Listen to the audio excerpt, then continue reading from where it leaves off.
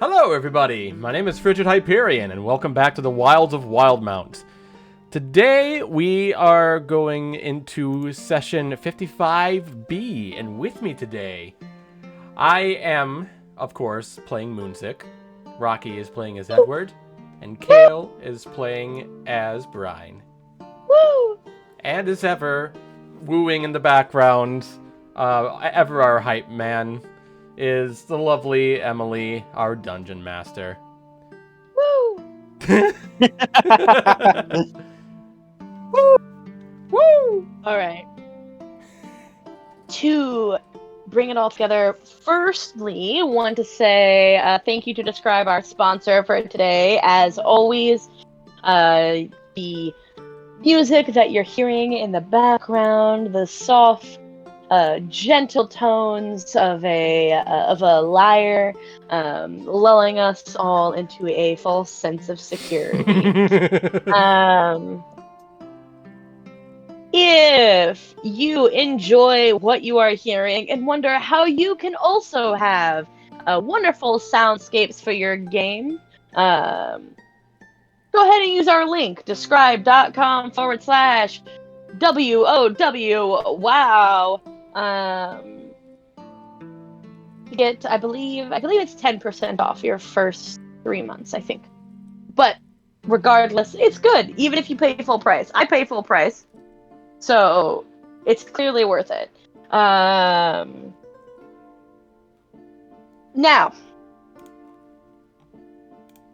you all had just finished up the encounter with Anobaith. It was a long and grueling several days as you made your way to the Trieste house and fought your way in through the verdant forest, making your way to the Bitter Manor. Having fought your way through the entire house, you made your way to find Targan Flynn, along with your compatriots, who originally were the ones who had asked you to help, Crandall and Tools. Finding them captured, as you had originally suspected might be the case, apprehending Targan Flynn, questioning, and then making your way to fight Anobaith, the demon who was causing a lot of issue for the town of Hope's Hollow and Nicodranas. After a brutal and grueling battle, you all are in need of some long rest. You guys ended up rifling through the belongings of things that were in the Trieste house, finding things of note, a chest in the back of the room, behind a hidden wall. Have we checked to make sure it's not a mimic? Yes, you did. Okay. You specifically did, Moonsick. You stabbed it at least 3 times when you finally had strength to stand. I still didn't trust it. Opening it up, inside doesn't appear to be anything that seems valuable in of itself. There are these tiny little trinkets and mementos. You gather that a lot of you, after looking through what is in this box, these appear to be mementos or tokens from many of the victims and people who Anobaith had destroyed the lives of. You gather through these dozens and dozens of trinkets spanning back many, many, many years, referencing the books up in the library, if they are accurate. You gather that there are many people who would like to have some of these mementos back of their loved ones, many of whom had disappeared without a trace. In addition, you also found the flail that was held by Anobaith. While after much experimenting from a lot of you, nobody can wield it in the same way that she had. You gather her superior demon strength of 24 definitely added to her ability to wield such a thing, but it has magical qualities to it. One that, after discussing with your entire party, realize that it can be broken down into 3 different magical items if taken to somebody who has experience with such. They'd be powerful ones at that.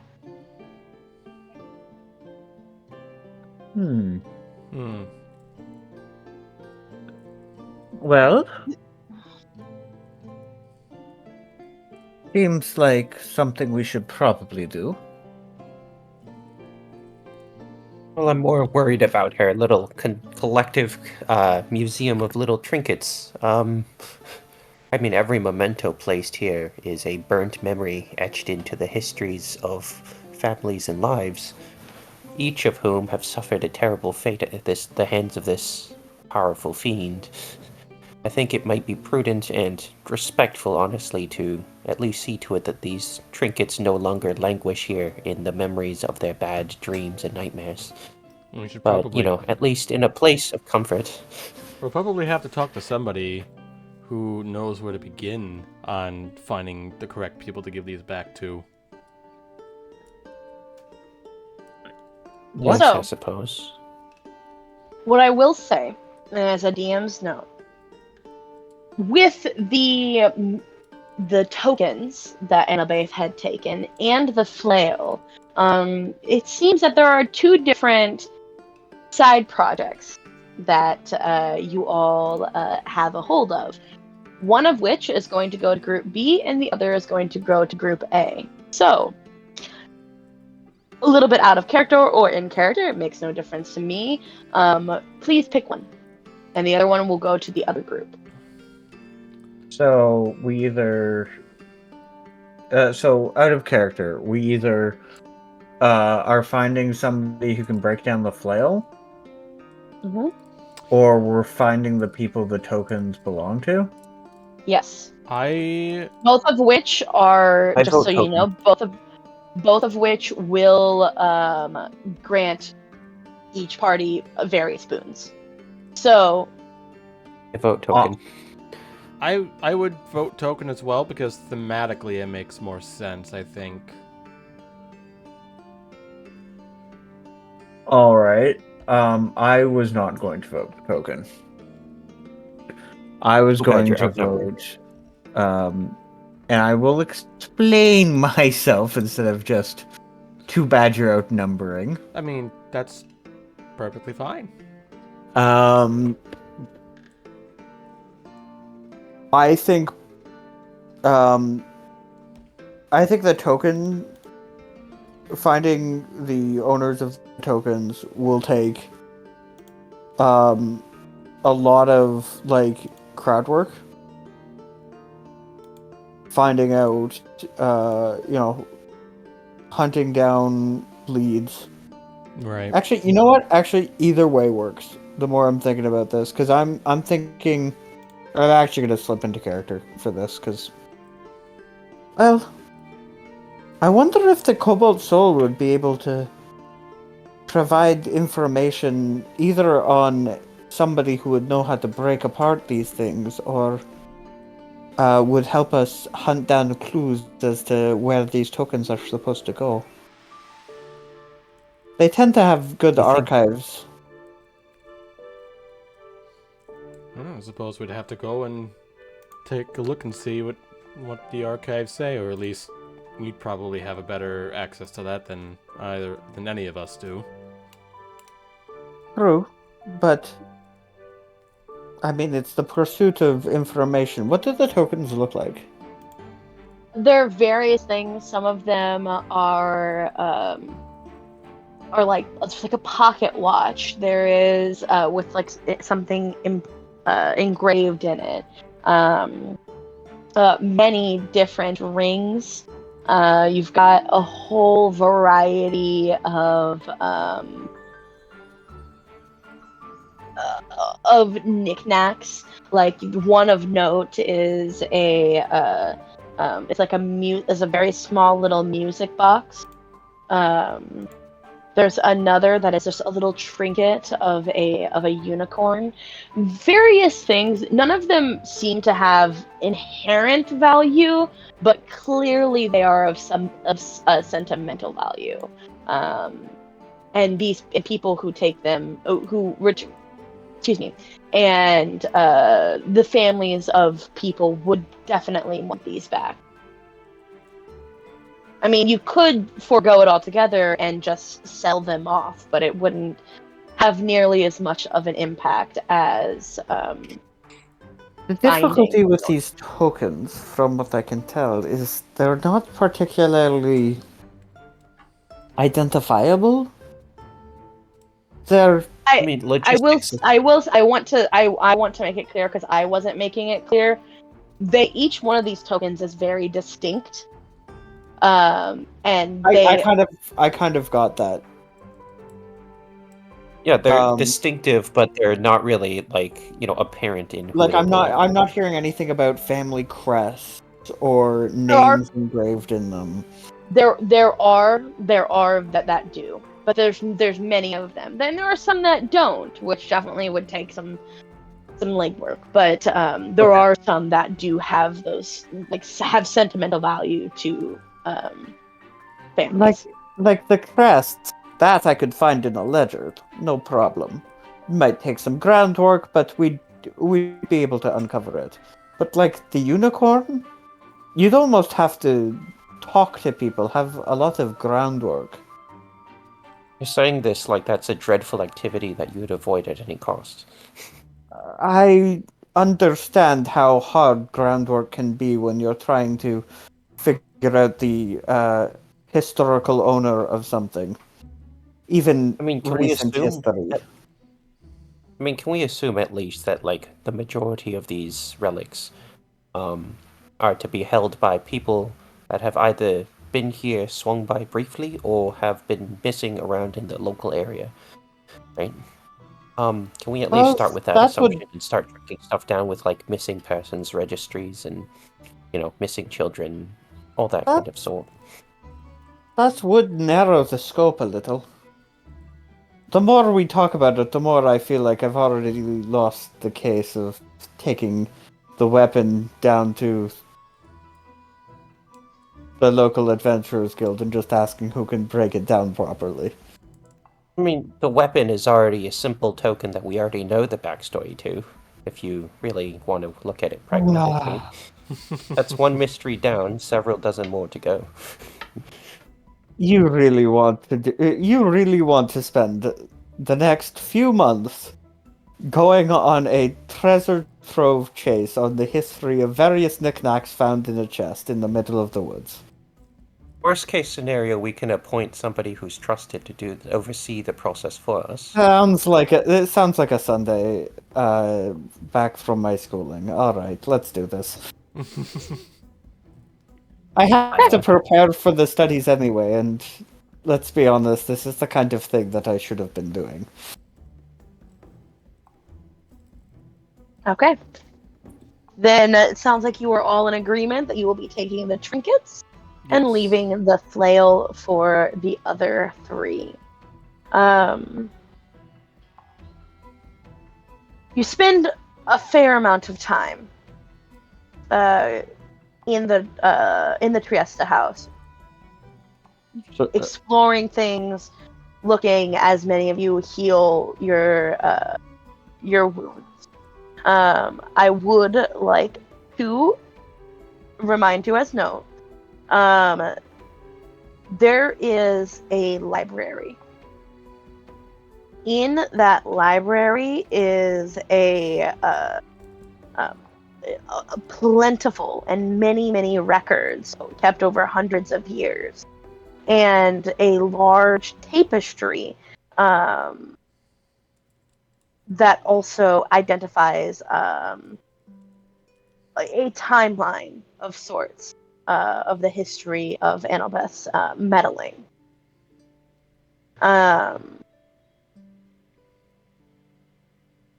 May I? Yeah, please. I'm going to assume, based off of all of these descriptions, it's going to take us days, maybe even weeks, to get through all of this. If that is true,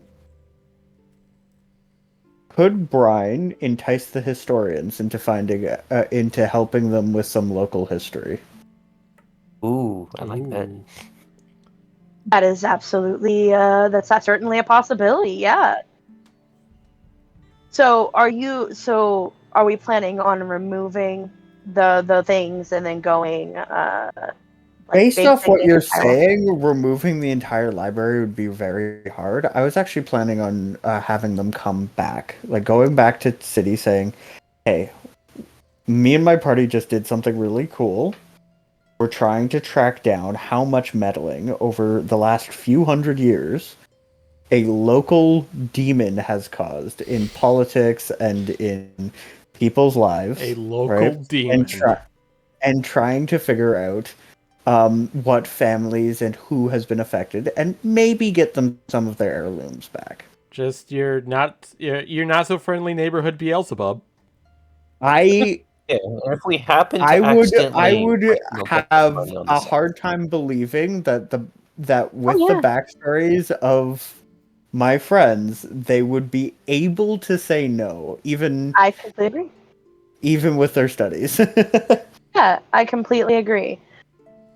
So, with plans in mind, there is one last thing of note, and that is the gilded nightshade plant that was planted into the ground. Given, of course, to Anobaith by the broker, at least presumed by the broker. Quick question. Yes. We know the broker gave her something and she slipped it into that pocket. When checking that pocket, does she have that? No. It must have been the plant then. It must have been the plant then. What's So the plant? we are going to go with that's the plant.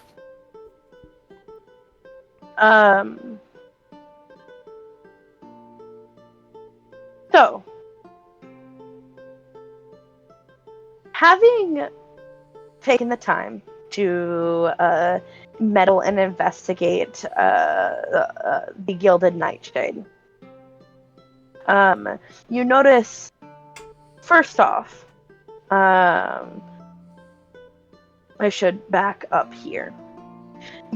You notice that the cracks in the ground linger where they are, and even once you remove you water and remove Nightshade, they don't seem to repair themselves as they normally do when you travel with your rose. Clearly, some sort of different type of magic is at work here. In what ways would you all tinker and investigate the flower? First Brian- things first. Identify before anything else gets done. Is, I like, the love how safest- Brian and Edward are going to have opposite first things first. Oh, Edward starts identifying the flower. Brian starts throwing rocks into whatever part of the portal is open. I mean, that's dangerous. I mean, like, given your lack of concern with Honestly, Eldritch... you're using magic on the thing. Do you remember the Yeah, but last if time there's you like a tried to giant, identify the scary flower? monster on the other side, like, don't you think that could warrant some There- aggressive... there's like 3 cracks in the ground. It barely opened up before we stopped it. Okay, that still doesn't work. But, like, that's... still doesn't Do you disregard remember the last time you requirements tried of to use magic on one of these flowers? If Okay, I remember well, fair correctly, you enough. got a splitting But headache that from still it. doesn't devalue my argument. What do I see after I throw the pebbles? Do they bounce back up, saying the portal didn't open at all and it just looks like cracks, or do they actually go through? They go through. Interesting. You attempt to cast identify on the nightshade plant. Doing so, I'm going to give you a little bit of information, but not everything, just because Story reasons? Yeah. it just doesn't make sense. This is, after all, a homebrew magic item. So, what you know is that this is also used for transportation in a similar way to the other gilded flowers that you have found so far. This one has a set number of charges. Starting, you believe, with 6. This one appears to only have 5 flowers left. As gathering, I'm just trying to tell you this, it's not going to be perfectly smooth narrative wise, but like basically how the flower works is when it's planted, there are originally 6 blooms on it. When it was planted this past time, it appears that one of the blooms has wilted. So that there are only 5 uses of this remaining. This appears to not heal the ground around it. Rather, it seems to wherever it seems to want to go, it seems to linger. You don't know for how long, but you gather it's probably a good chunk of time. And as for where it's going, you don't quite know. It would take a little bit more investigating and a good deal of time to not just identify that this is one of the gilded flower sets, but where it goes. However, you have since watered it, and it is removed from that area. Does that give you the information? 5 charges. That's a big information. Whatever it is, it's got 5 charges. Yep. And as far as we know, it does not recharge. As far as you know. I don't believe Edward has cast Identify on the lily at all.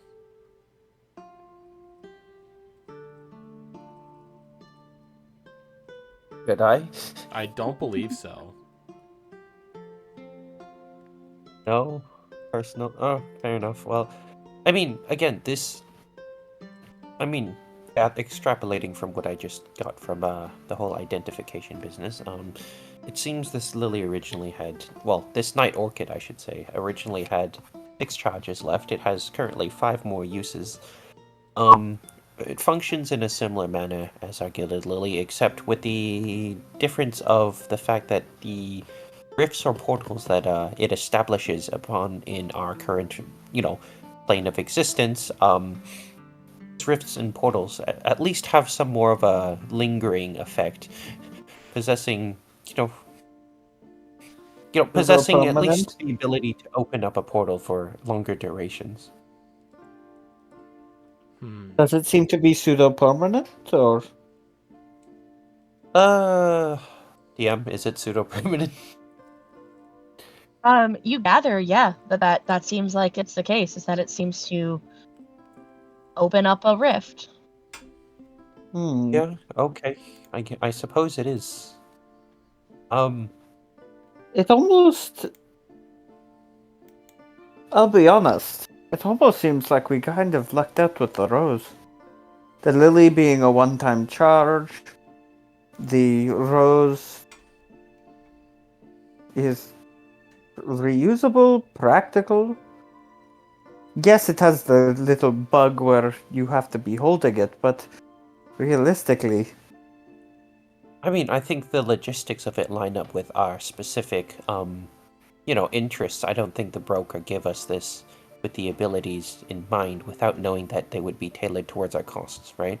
Our tendency for nomadic adventures, it draws us more to at least having the ability to use it an indefinite amount of times in any place. While well, also what would being be in a the large use group or of? party. Whereas with this demon, I'm assuming this is their lair. They only need a finite several places in order to establish Although contact with it to permanent, find though full use.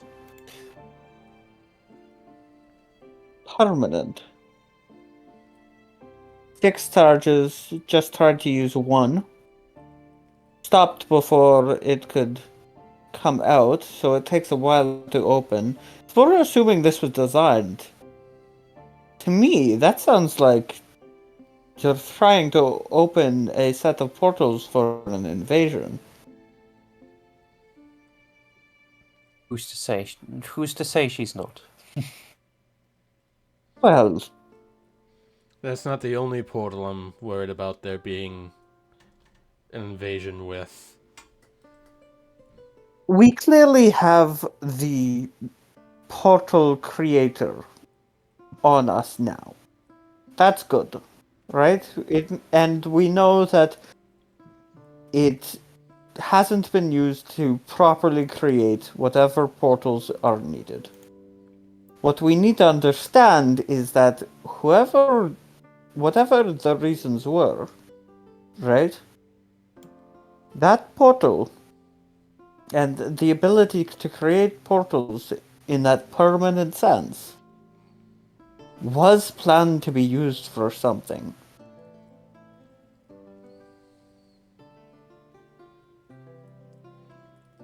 And I doubt whoever or whatever wanted 6 portals placed strategically wherever they might be was doing so for fun, or is just going to roll over now that one such evil creature has failed.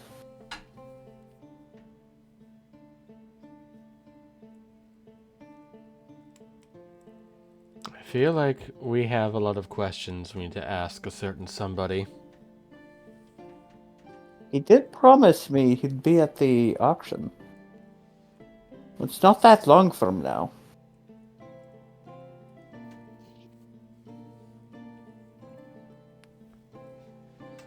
I think that's a conversation we definitely need to have. Yes. And a lot of pointed questions need to be asked. What's his involvement in all of this? Why is he doing this? Let's not scare him off, though. We'll ease him into it. We'll ask the hard questions later.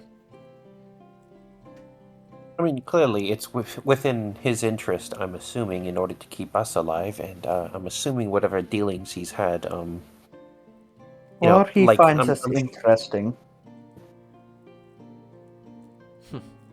I'm sure there is at least some significance as to why he selected us specifically in our group as a party to endow with, at least a relic of significant power. We're a bunch of weirdos traveling across the sea in search of adventure and treasure. You could make a show out.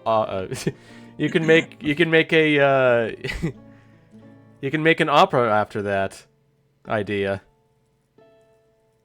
I mean, this is the types of things that playwrights and singers flock towards. Stories like these. Okay. So, with the thoughts in mind of this whole situation, you all make your way to Nicodranas. Right here, we're going to pause things in character, and there are a few things that I would like us to discuss. Okay. You guys are getting ready to go on a 1 to 3 month long, downtime, to rest from your serious wounds.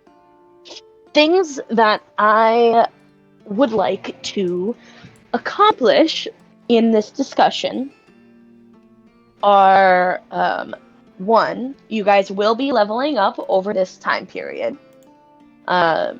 Because you're going to be leveling up, I need us all to have a very serious conversation about how you all are going to navigate both roleplay and combat encounters. We're going to talk about tactics. Because we're Mostly, so much of a smaller party. yes, we need to kind of establish. I just want to give you guys are very seasoned adventurers, absolutely, but with a large dynamic change. I think we can't just necessarily rely on how we were behaving before. No. And given that we have all this downtime, your characters would in fact be talking about tactics. At some point, given you're adventurers.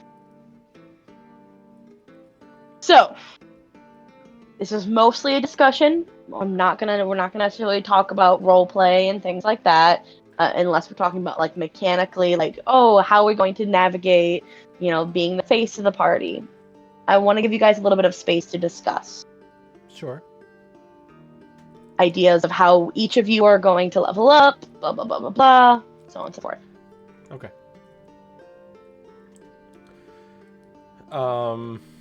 So my thought is that as of this moment, I'm the only dedicated martial person in this sub-party. So I cannot rely on a second person to charge in with me to give me sneak attack. So if I want to get sneak attack off, I have to rely on another means of doing that. Well, We how's are the help double action? familiar. Yeah, we have 2 familiars. Do familiars count in granting me? Help action. They use help action. I suppose so. That would give me advantage in sneak attack. Yeah. That being said, I'm not so sure that this party can charge in. No. At all. I think we might be better off suited to default kills. What do you mean default kills? What do you mean? Basically, Edward, being a portent wizard, has a lot safer suck. of control. Mm-hmm. He can put down really heavy control spells, and I can put down a lot of AoE damage with Seconding Radiance. And I can put down case-by-case control in my attacks. I knock people back 10 feet, I slow people down with my tentacle. I am very good at keeping people away from us. Mm-hmm. For the most part. And Edward has some very good save or suck and break glass when problem is legendary break in resistance. case we're gonna run into complications with this plan, right? Which is why you have things like polymorph and other spells that kind of operate as break glass in case of emergency. right? I'll just poly the rogue every time. Got it. Or poly me if I'm about to die, right? Like, or Polymorph is a healing polymorph an enemy that manages to get out of our otherwise solid control. I don't think I'm gonna Unfortunately, use like a 4th level spell that slot doesn't on like. really fit into melee combat. Because our goal is to keep everything away from us so that they will never ever touch us. Right? So my And thing, if you are running in, you're you're in a lot of trouble, if that right? makes sense. Because I'm not going to have a lot of backup unless I have Squishy or Cole following me in. But once they're And done, they're that's done. even not a lot Like of the backup. alternative option that fixes everything, because Wizard is like, the all-rounder, is that I could just pick up a summon spell. Or like summon elemental, summon construct, summon apparition. Yeah, summon martial Anything is to like is give already something. interesting, but it's not going to split a lot of damage away from Moonsick, and we're not going to have somebody in like Animo or Windchime who can really help with him losing a lot of health.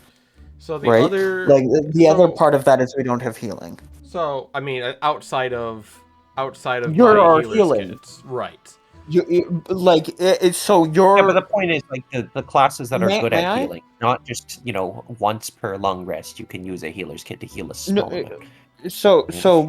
but like genuinely,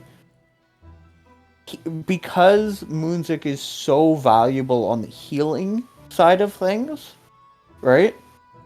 Because we don't have another reliable way of healing or getting people up, right?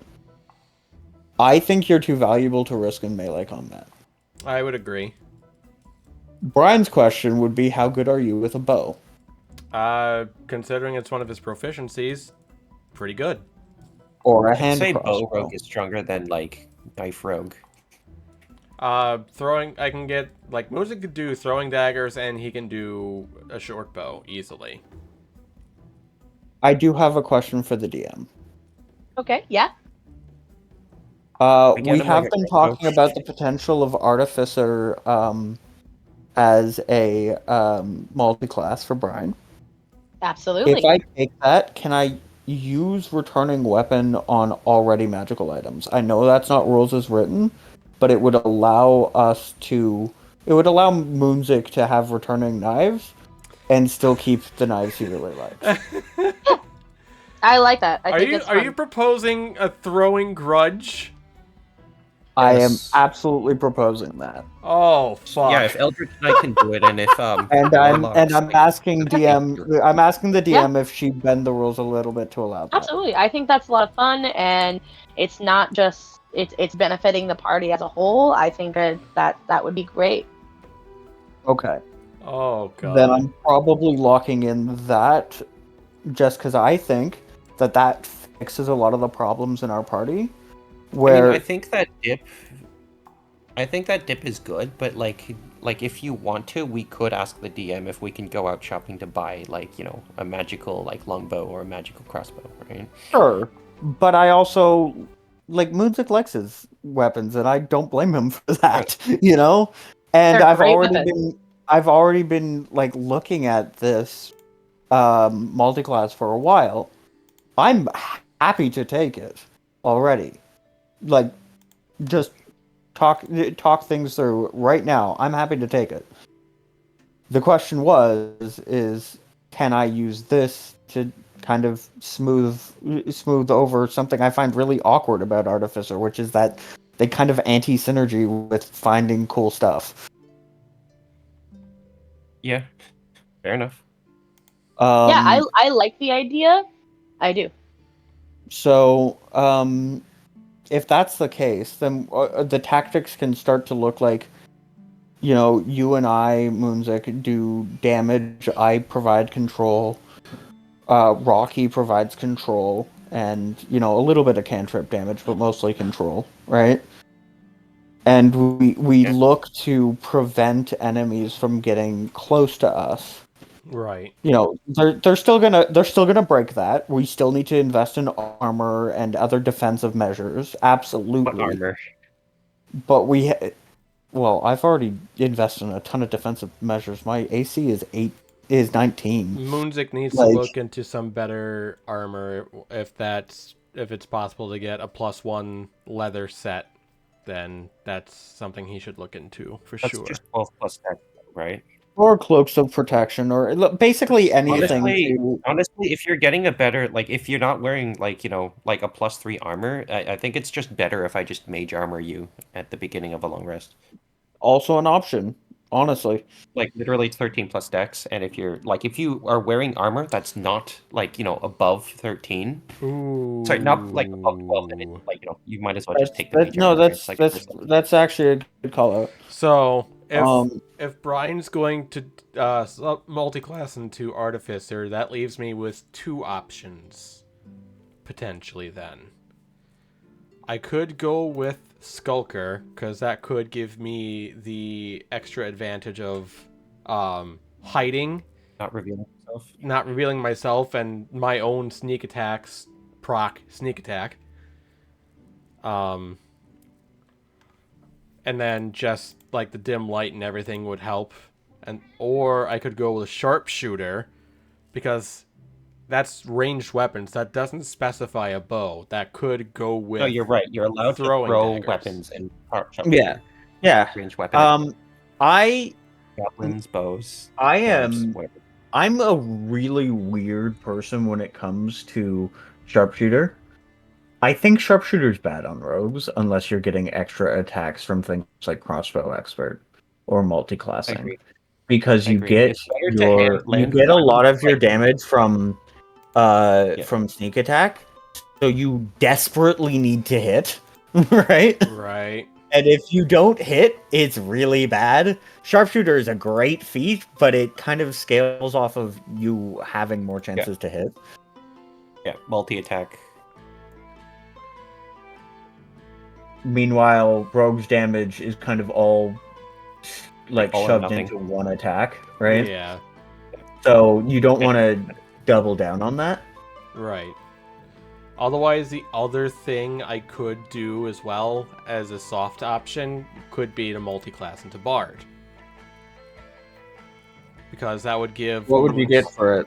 Moonzik would get the ability to spellcast, and if he gets to Bard 2, that gives him Jack of all trades. That just boosts all of his stats.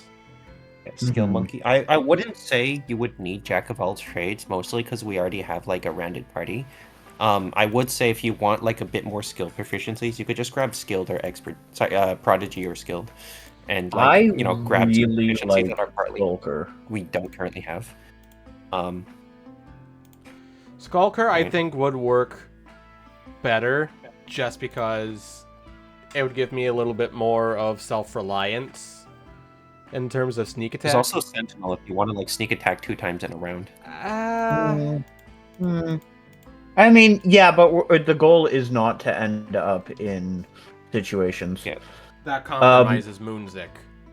Yeah. Yeah. So Skulker would be the better option. The pure meme choice is you take Barbarian levels. I can't. I looked at it. I can't. I do not meet the strength requirements. You can't. Yeah. Also, you just can't sneak attack with strength-based weapons. No. The meme is you ignore all the benefits until you hit Berserker Barbarian, which is a terrible subclass. However, Berserker Barbarian allows you to make an attack with your bonus action without attacking with your regular. Let me finish. Okay. Without using your action to make an attack first, which is not something you can do with the daggers regularly. Right. Oh. Then you hold your action to immediately after your turn to attack. To get sneak attack. That is the pure meme choice. Let me be very clear. This is 3 levels of investment for one meme. Yeah, but Fighter does that for 2 levels every short rest. I'm gonna say no to that. No, let's just not do that. It's funny, but no. But it's a very funny meme, and technically, it's good damage. And as much as talking about class building and stuff, I don't know. Speaking. Anybody want any specific spells on the list? Right. So, another thing to keep in mind, I'm just looking for you, Moonsick, is not taking a feat at all. Really? Instead going ASI. You have Yeah. 4 ability sets right now on the brink of being boosted. That is Oh, true. shit. That would Really? put your dexterity at a +4, your Or my con at the +2, or my wisdom or or your charisma at a +3.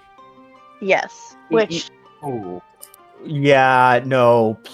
Going to I didn't realize +4 you didn't even have and getting a plus wisdom is insane. especially didn't considering realize you our didn't have party is not wise. Yeah, we do need the perception That's check. fair. I was gonna argue Constitution, but wisdom is the more valuable Con is choice. a fair one, but wisdom plus dex right now is great. Also con plus dex. Like if you have 2 you can boost, it's pretty locked in that you should be doing Yeah, I wouldn't that. even think about sharpshooter until you get like +4 dex in the first place, And- just because like sharpshooter Yeah. penalizes your accuracy so much. I didn't realize you weren't at +4, man. I mean, yeah, that's more of a well-rounded character than a min-max. Yeah. Yeah. I But see that. It's Dex would help Like, it are significantly. you at a so. 16 or a 17? 17. 17? You could grab a half ASI I or could, half feet. Right. but I think wisdom would help. like for context, I have a higher dex than you. Right. You should bump your dex. Yeah. I should. So I'll do that in the wisdom because the wisdom will help my medicine rolls as well. And that should help healer, I think. I don't remember, but I think I'll do that. And I can always pick up Skulker at level 10. Yeah, if rogues already get another ASI at 10. Yep.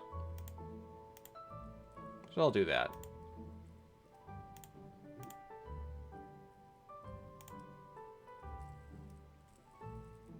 I just wanted to make sure you knew that because that's a really big miss. That is a good catch. Wait a second. What? What is it? Oh no. Oh, sorry. Never mind. Okay. I thought I had screwed up. I have not. Plus that Any also spells you want. plus the plus dex gives me an extra point in AC, which will help. Alright, actually, I do think I fucked this up.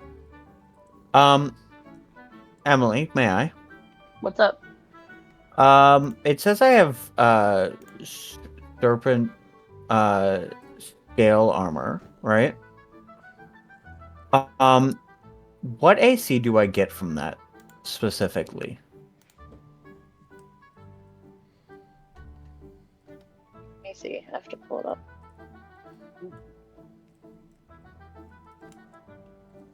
Because when I pull it up on 5th edition, it just says scale mail uncommon. When wearing, you can apply your full dexterity modifier instead of maximum 2. I'm just looking to see if I put it in.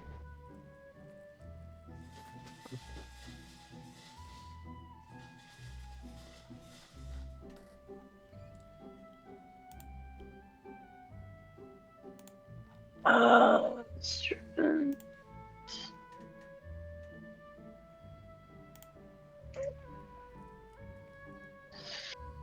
So, serpent scale armor. You can apply your full dexterity modifier instead of a maximum +2 when determining your armor class. In addition, it does not impose disadvantage on stealth checks. Yeah. What's its AC? It's scale mail.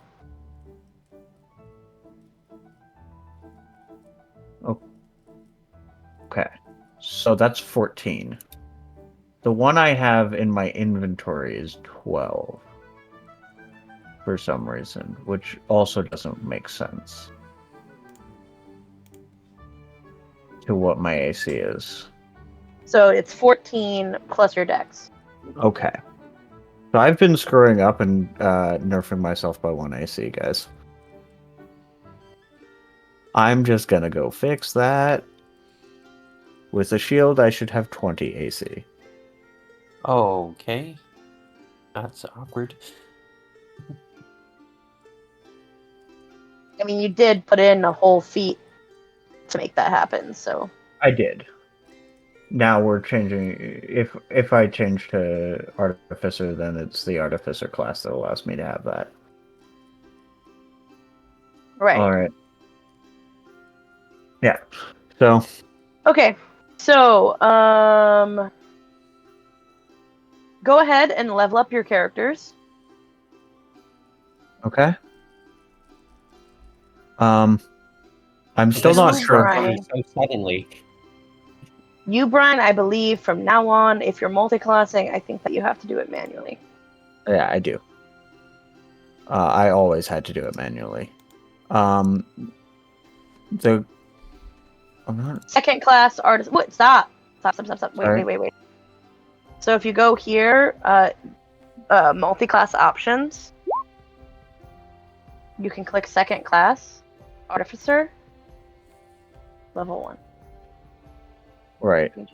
I believe we were respecking into the Artificer. In some way.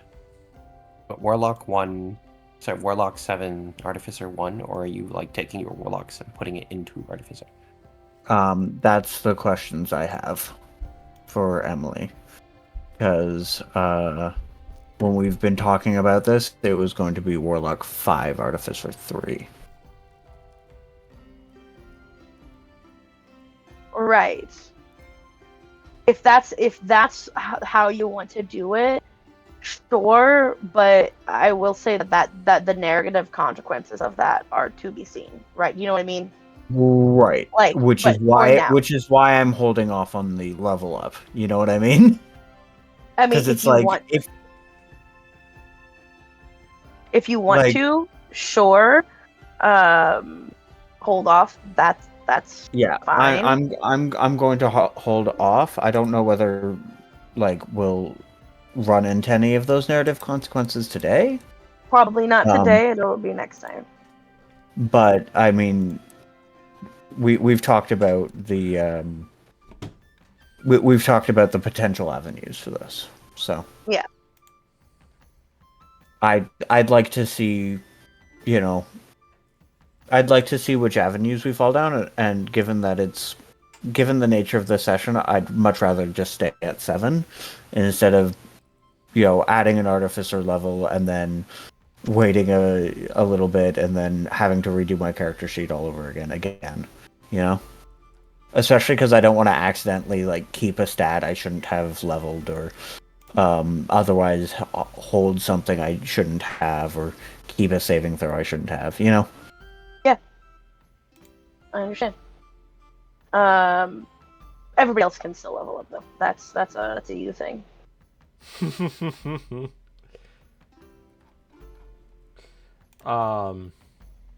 Something I was going to say, but I completely forgot.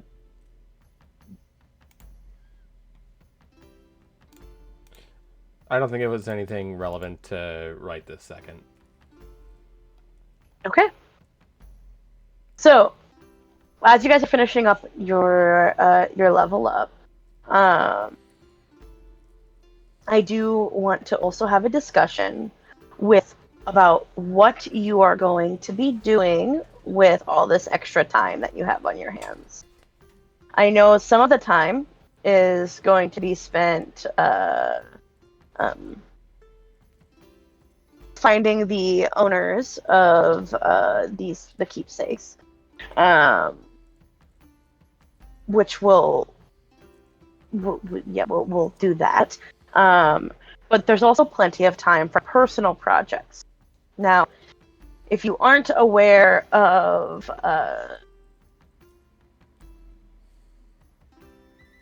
some of the more traditional downtime activities. I'll just go ahead and just list off a few of them. You're also free to get more specific and make stuff up, but the things that you want to do. Some of the ideas that are proposed in the DMG and also other various books. You can do research. You could carouse.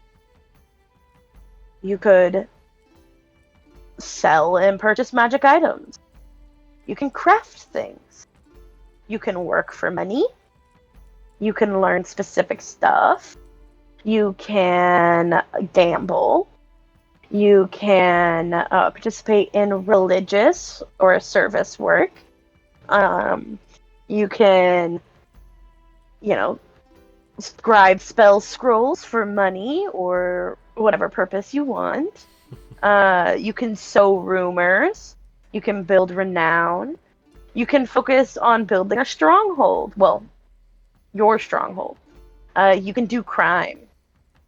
You can practice a profession. You could do pit fighting. You could perform rites. You could work more on operating and running a business. You can train for a tool proficiency. You could learn spells. You could a whole variety of fun and interesting downtime activities.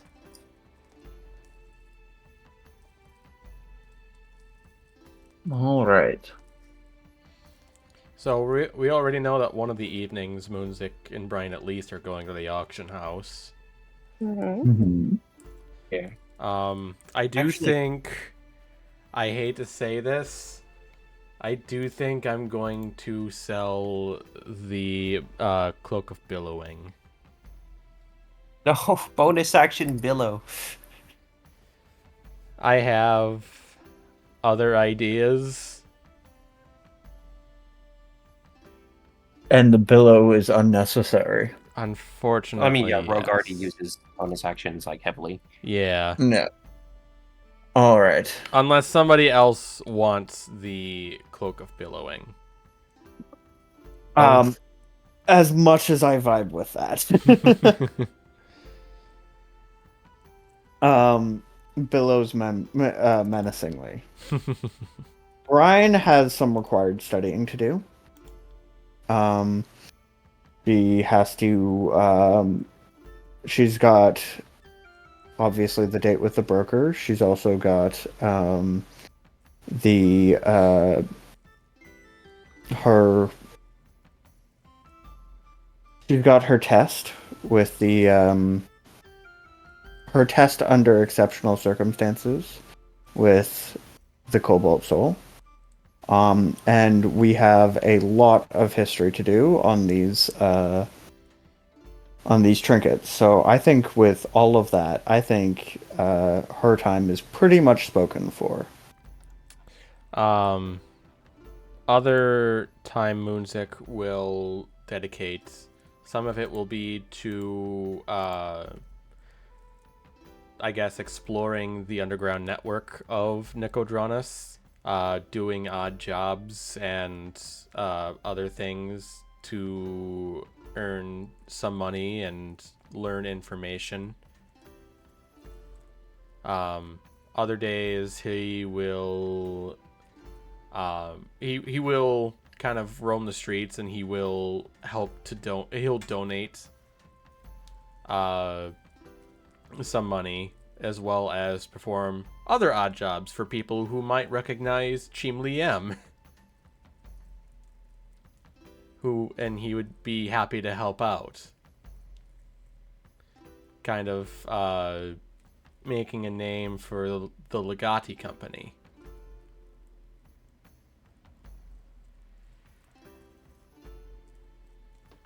Okay. So do I you guess plan on, just one second, do you plan on doing that work in Nicodranas? because you can also, you have the opportunity now to go and spend some time at Firewatch too. That's true. I can. And Yeah, Broken I Bank. should. Yeah. He will also drop in on Firewatch and help out as he needs. He'll run errands to Broken Bank for supplies and other things that people on Firewatch might need. Okay. He'll keep himself busy that way. Wonderful. Anything else? Oh, if he is selling the Cloak of Billowing, he is then going to attune to Clarity. And that will be the third slot taken up.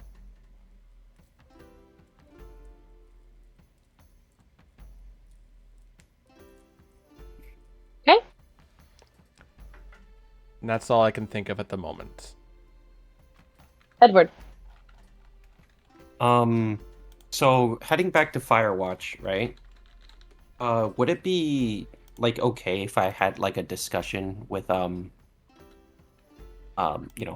Shinebright? Okay. Would that be within like, my capabilities? Right, given the rose and all that. Yeah, please. Absolutely. Like, we're not gonna do that now, are we? Like, No. assuming that's like a later.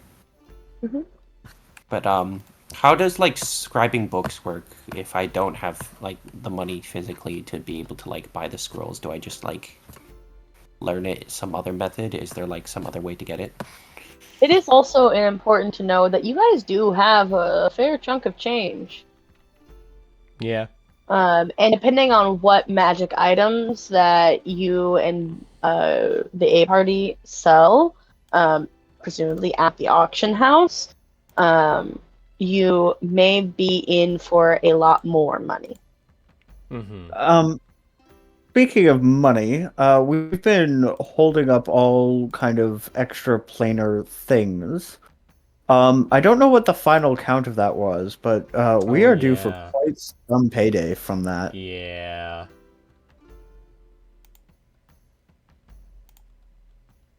Forgot about that.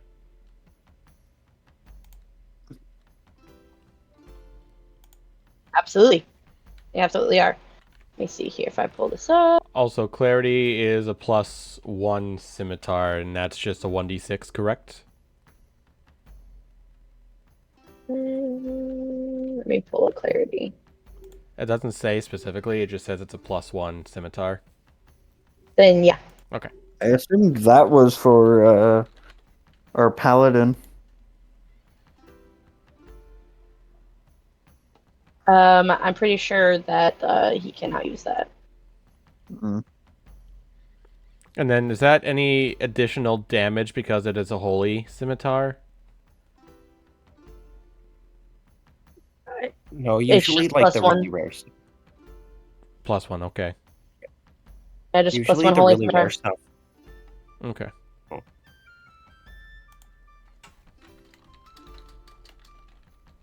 So how would scribing like spells work without like the money even then, right?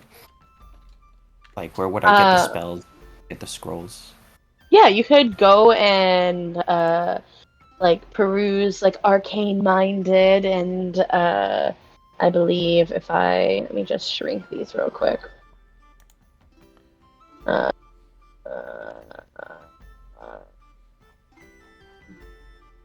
And I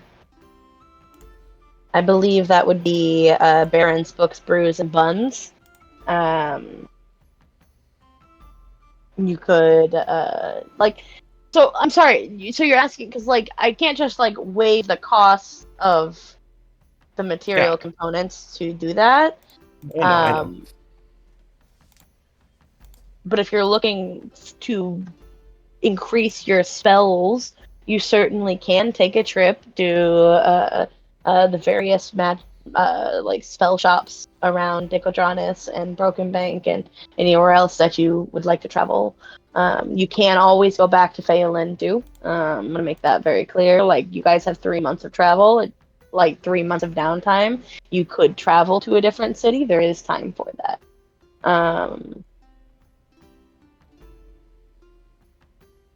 So Okay. yeah, I There's mean, does that make sense? there's a couple spells, but like the one spell I'm looking for is a spell called Mind Spike. Would I be able to have access to that? Let's see here. Hold up. I need to edit. Crap. I did save it. Okay. Let's see here.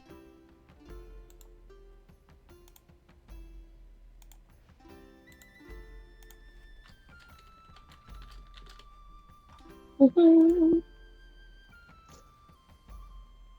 Yeah, that's definitely something that you'd be able to find. How much?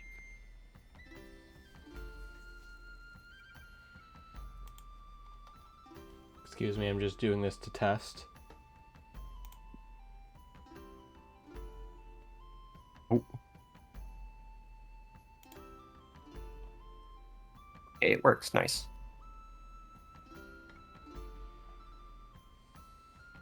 Very nice.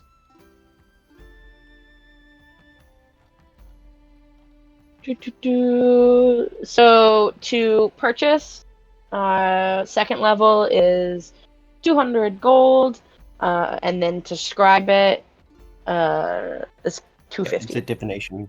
I literally do not have enough money to describe it if I purchase it straight up. Well, that's kind of part of why you talk to your party. Yeah, I'll pay for the scroll. I've made it very clear that, this is a communication. You are not alone. You're not doing this all by Yeah, yourself. that's We have no, very no, that's fine. consistently That's fine. taken all the money that we have gathered and put it in one place for purposes such as That's this. fine.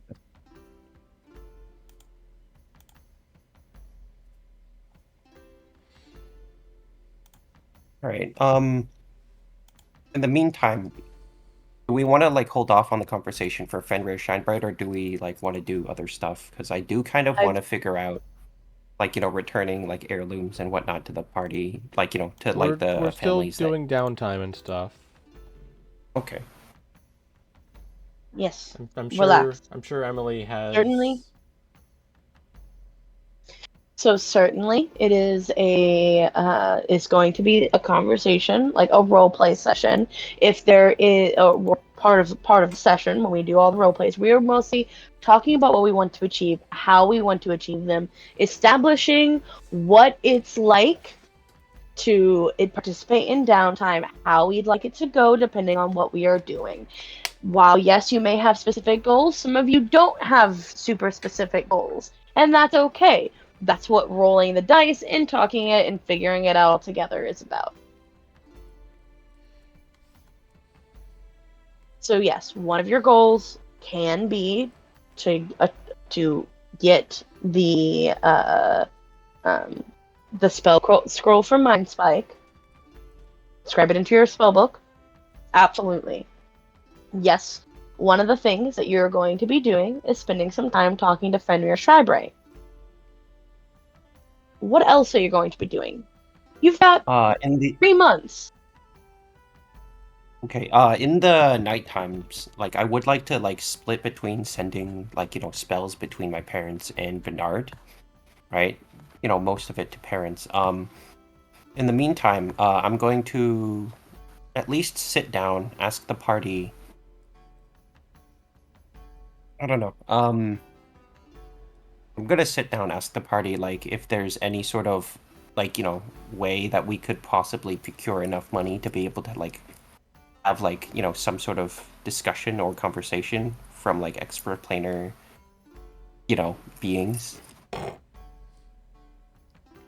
Do we how much money do we need to talk to the broker? Actually, that's probably for you guys to do because you guys are meeting the broker, right? I mean, I guess we probably need some money to, we're going to need money because we want to go to the auction, right? Like, yeah. whether I'd want a lot of money for the auction because I think auctions are cool, and while I'm not specifically looking for a magic item, magic items are going to be there, and I am interested in seeing what the DM thinks are cool magic items and might be there. You know. Mm-hmm. Also, Um, daily reminder that Wind Chime and Animo are sitting on a mountain of money. Yep. so absolutely, we want money. Whether or not any of it goes to the broker is entirely up to what's for sale from, said broker. And I think having access to more money at an auction can be no bad thing. So, I guess my question is, how much did we get from all the demon slaying? Okay. So let me pull up the quest journal. Let's see here. 'Cause I remember I have that hanging tree face. Or hanging tree face, rather.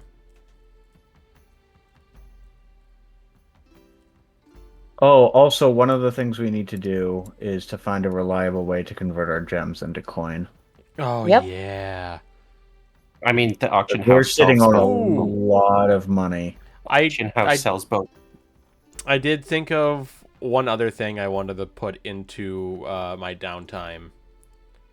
Yes. Someone to repair the masterwork bow that we ended up recovering during our trek to that mansion. Okay.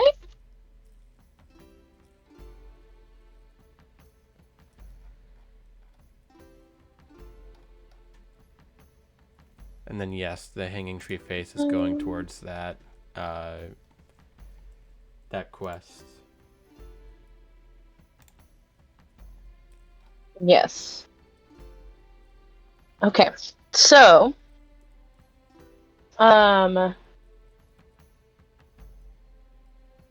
to just kind of briefly resolve the hanging tree face.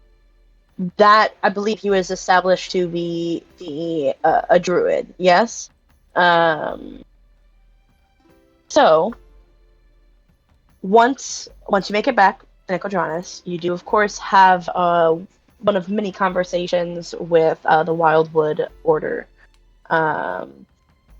The druid brother Zagnos is exceptionally thankful for your exceptionally thankful for finding the missing druid, and he gives you, let me see the rewards. That is, I already have it written down, so excuse me.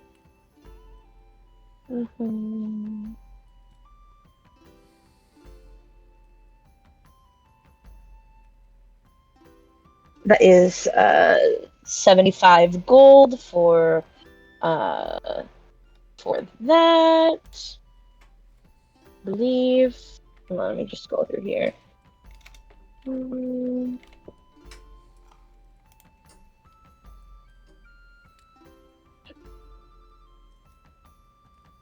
Okay. I'm just trying to find where I put that. Okay.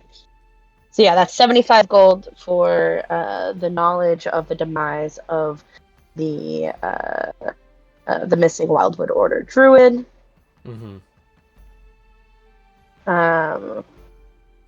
So then also from Brother Zaganos, there was provide the druids of the Wildwood Order with trophies or descriptions of up to three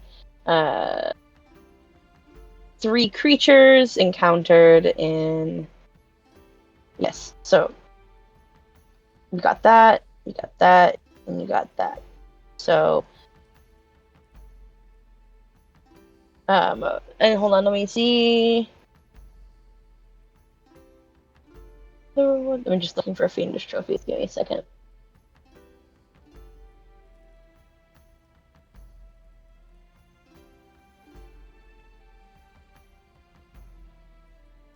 Okay. We need to establish what for fiendish trophies. We need to establish how many rewards, how many that you will be gaining for the trophies of demonic entities. So we've been piling them Mm-hmm. in Firewatch. Oh yeah, Um, forgot about that. I know we were told it was 300 gold per. I do remember that. Yeah, so it's 300 gold for each other demonic entity, and then there's also the quicksand cloak. I don't remember what's going on about the quicksand cloak. I don't either. What I do Yeah, I don't remember. have that written down. Sorry. No, I don't know. What I have in my notes is that we had managed to get 32 demons across this. So for 300, let me pull up my calculator. That's a lot of demons. Yeah. So it 400 was 1,800. 32. Yeah, so that would be 9,600 gold. Good lord. Over 9,000. That's actually just over 9,000. So, as you approach the order, the Wildwood Order, with a insurmountable amount of I will make clear most of them are imps.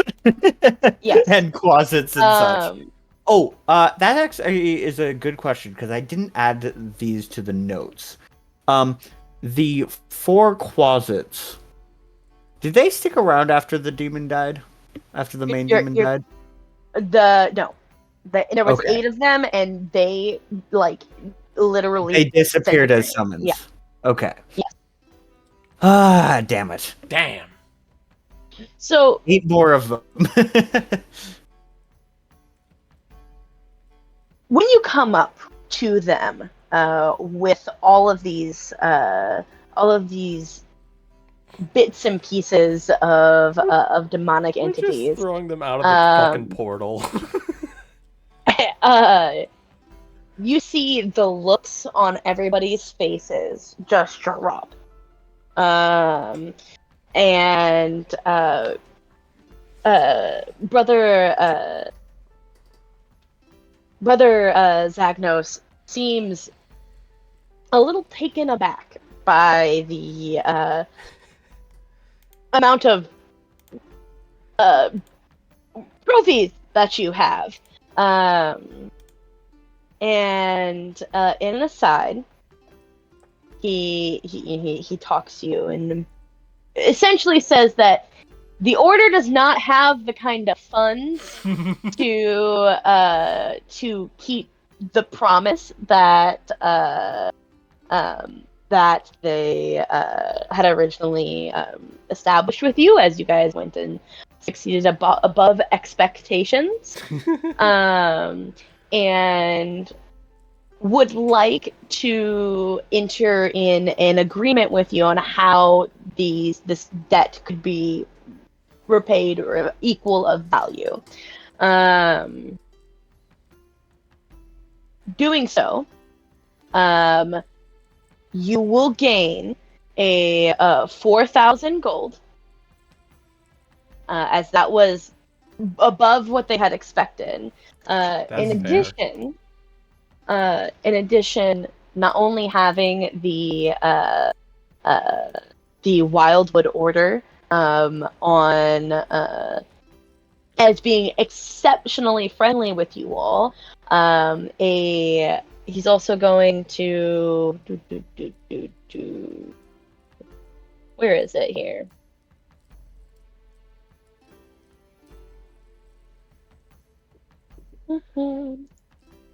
Also supply you a quite powerful magic item. Oh, And first legendary item of the game. Let's go. hold on just a second. Oh, We'll find out what it is. Give me a second, I have to look to it. Can't you see that Rocky's just frothing at the mouth right now? frothing at the mouth indeed. You can't hear it in his voice, but rest assured, he is Frothing. viciously foaming. Yeah, something like that.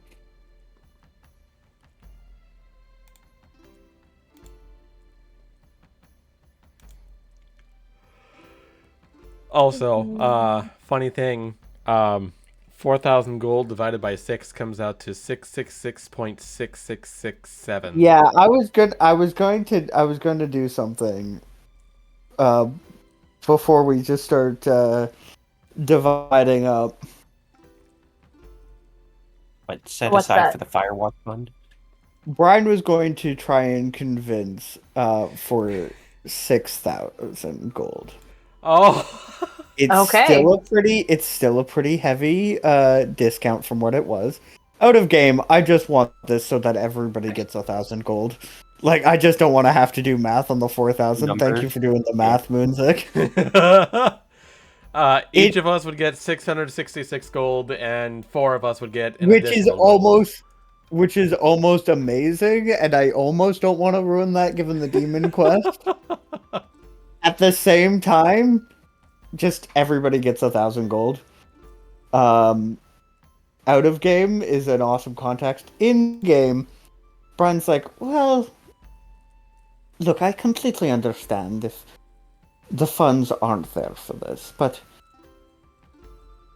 getting less than half the promised gold, even with an awesome item on the side, it does cause some problem with the cost of running a 6-person party at this level. It cost us a lot of magical healing and other expenses to root out a problem this deep. Perhaps we can come to an agreement a little higher to help out the party members not currently here.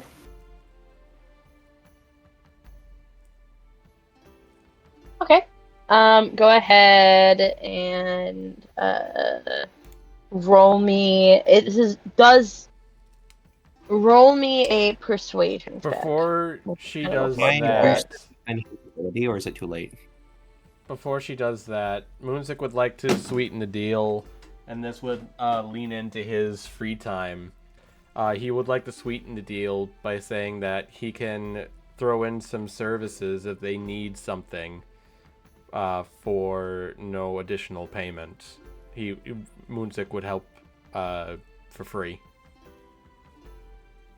Basically, continue. Are you becoming the hitman? One-time hit. I'm just gonna roll it. 16. Ugh. Jeez, that's bad. 16. So with a 16, that he says to you, he says, I hope you don't take any offense by this, and I understand that you all are extraordinarily capable, but this is many lifetime earnings for many people. I'm afraid that we simply just do not have the funds. No offense taken at all. Simply, And if it's no trouble at all, my office still stands to help with anything that you might need. You have certainly helped a lot. So he is so sorry. Give me just a second. Still trying to get this settled here. So just one. yeah. I'm sorry. It's mostly like I had put them as on a cap already on them because they just don't have that much money. They are Yeah. an No, order of I get it. I would have I was just gonna say something along the lines of, no trouble at all. Adventuring is an expensive business, as even magical plate mail can run almost half of what you're offering us, right? Like, just something along the lines of, we completely understand. Please don't think us unreasonable for the price of our occupation, right? Mhm. And you can see very clearly, he takes no, like, he is just grateful that you all aren't trying to um, Extort Take him. them down. extort him. Yeah. So, oh, let me pull. Hold on. I needed to pull this up, and I'm just getting so distracted because, God forbid, um, he does.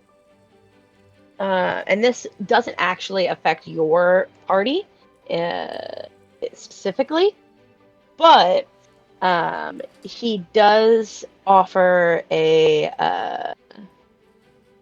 um, he does give the magic item he gives to you is for both parties is the Tome of Understanding. Home of Understanding. Mm-hmm. So this Uh, book contains intuition, insight exercises, and its words are charged with magic. If you spend 48 hours over a period of 6 days or fewer studying the book's contents and practicing its guidelines, your wisdom score increases by 2. Oh, I do that would be something for whichever um, Soren.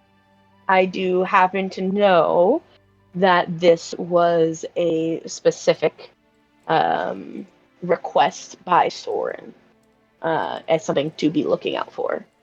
well, Um, yeah. Any of the Yep. legendary books are insane. well, it's very rare. It's a to look very. out I for. will say the Tome of Understanding is very rare. It's not legendary.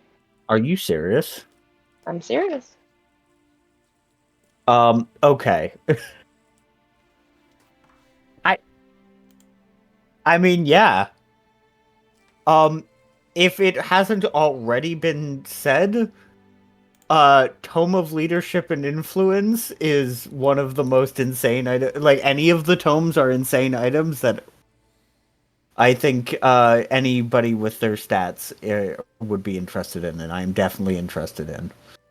And that is the consolation prize for not being able to provide those funds. And I know it's a very expensive thing. I get that, but also he is grateful, and you guys have done other things for him.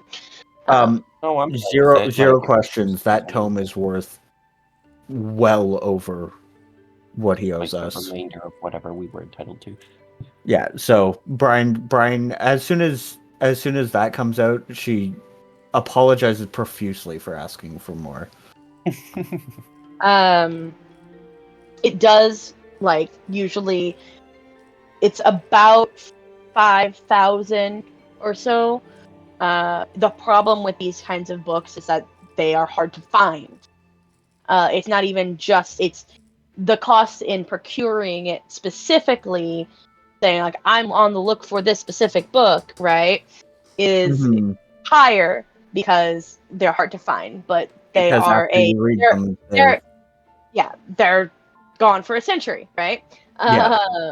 But Yep. this is I do also want to make it clear on this as well. He is not saying that Soren can keep this book or whoever can keep this book for forever. He is simply Is it loaning it. just after you get the magical use out of it that we have to return it?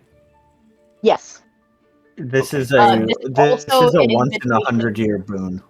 Yes. This That's is still also worth it. a invitation for Soren to, or any of your party, to come and work more closely with the Order. That's incredible. So, and of course, you have their thanks for slaying and returning the druid. Well, the war establishing their Mhm. Whatever. So, Yes. okay. So that is that done. Fiendish trophies. And everybody gets 666 gold. Yes. Which, while I'm doing that, I'm just going to add it to everybody else's. It's actually really funny. Before the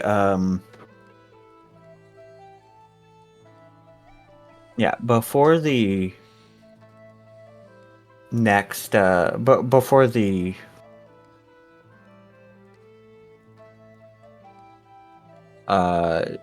auction, I added mine we up, should, Emily. we should continue looking through becoming liquid.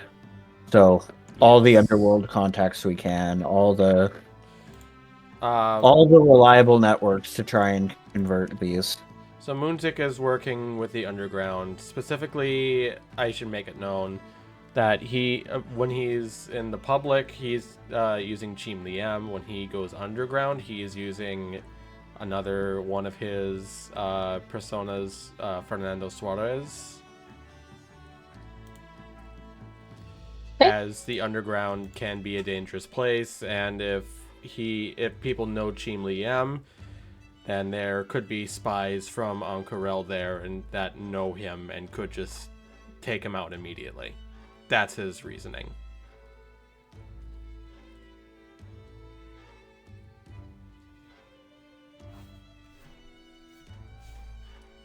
Okay. Okay. And then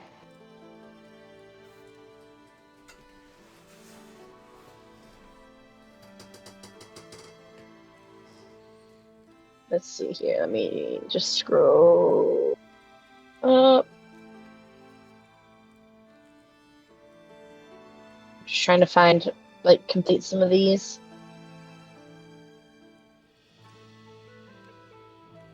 Okay.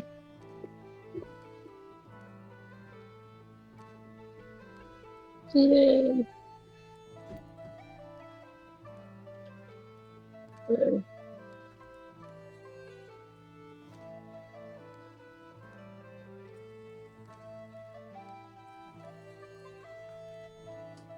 Okay, this is completed. Also, while you're doing that, Kale, Dawn brings up a good point.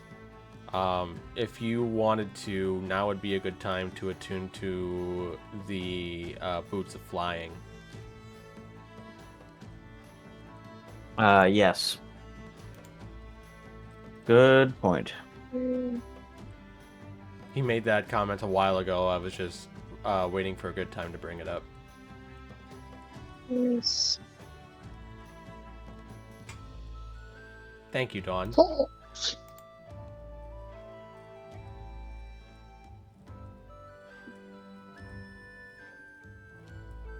hold on. I should actually have added that. It's fine. You guys already know that. I can just move it right here. And then this. This. Okay. So,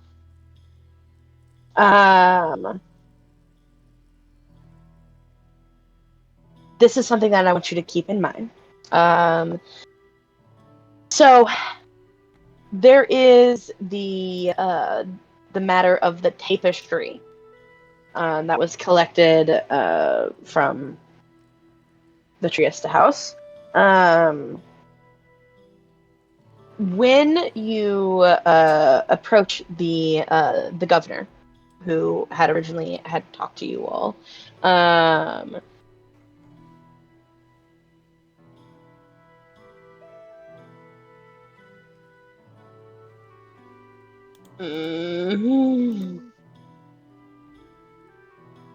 sorry. This done? This is done. And you guys failed that. You guys. Oh, also, in addition, to sort through some of the other things,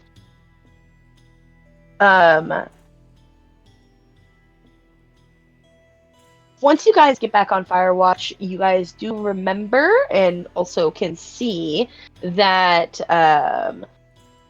there were several people who were originally at the Mother's Care home, who are currently living on Firewatch. Yes.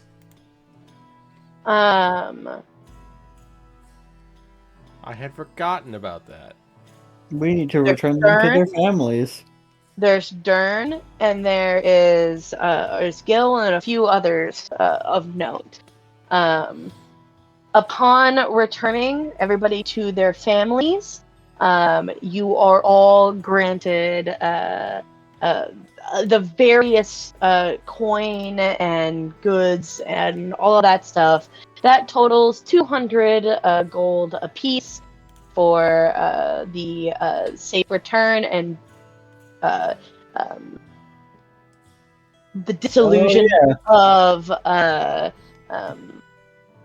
the Mother's Care home by the government officials and the families and all of that stuff. Is this 200 apiece as in for each person that we return, or 200 apiece No, for each 200 of us? apiece for each player Okay.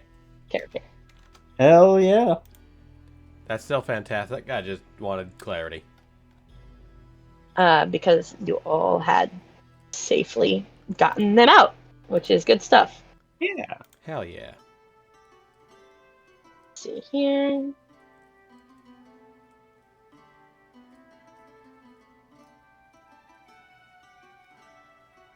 And then Soren.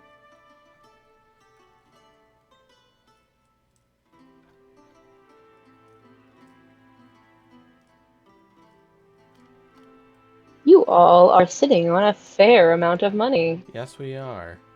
100 Okay, apiece let me- for each of us? Individually? 200. Yes, so a total of 1,200 a coin was gathered from government officials, the families, and the community members in Hope's Hollow. And some of this has to be liquidated, like people gave you like their fancy gold whatever and whatever, but we're not gonna think about it. You guys have liquidated that. Okay. 'Cause I don't want to think about it. That's fair. Yeah, when that's all said and done, 200 apiece. Got it. Yep. Yep.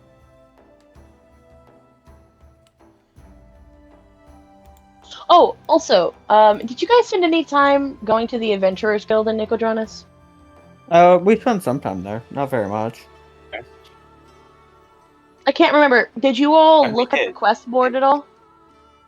Um, I think we you did, I right? believe. Yeah. I think that was where we got the original posting for Brenda. Like, Yeah. Yes. I believe So, so, and yeah. yes, absolutely. And there were several other like little things there. Clearing the harpies got you all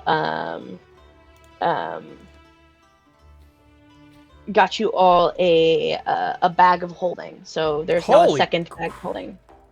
Oh, there it is, guys. Nice. Keeping the two bags of holding fair distance apart. Yeah, so that does mean, and I by the way, shoved this it was immediately pre-planned. into my own bags. No. No! I do want to make it clear that on that note, I did previously have your reward as a bag of holding before I knew the party was going to split. Just saying.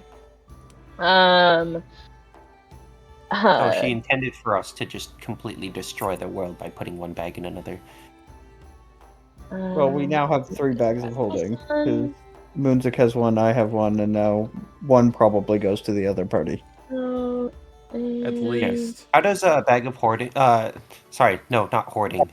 Well, Holding. also that. How does the bag of holding interact with glyph of hoarding? For fuck's Does it sake. function? Stop. Just stop. And I'm just kidding. Because Moonzik has the handy haversack, 2 of them should go to the other party. Well, Brian yeah. has one. And I'm sorry. The handy haversack was one of the 3 I was talking about. Okay. Yeah.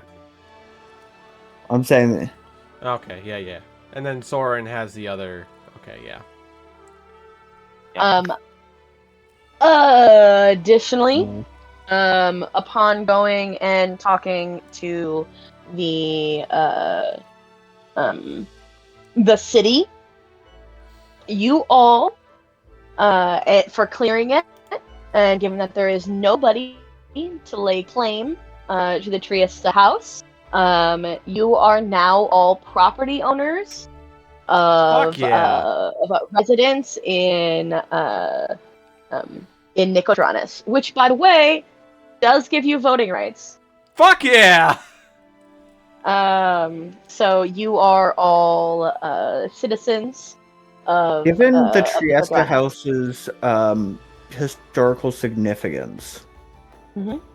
and Brian's upcoming test, is there any way with a generous partial donation we could get some money and some favor with the party's consent, given we already have our own estate? Designate the house at least partially as a historical site under the Cobalt Soul. Absolutely. Thank you, because this was definitely one of the things that was going to be brought up the next time. Yes, you can. While it can be claimed as your property, you do not have to live there, and it is in a really shitty state anyway. So I don't think that you guys will really particularly want to be living in the house. It is. Hooray! Well, we are technically the owners. Moonzik votes yes.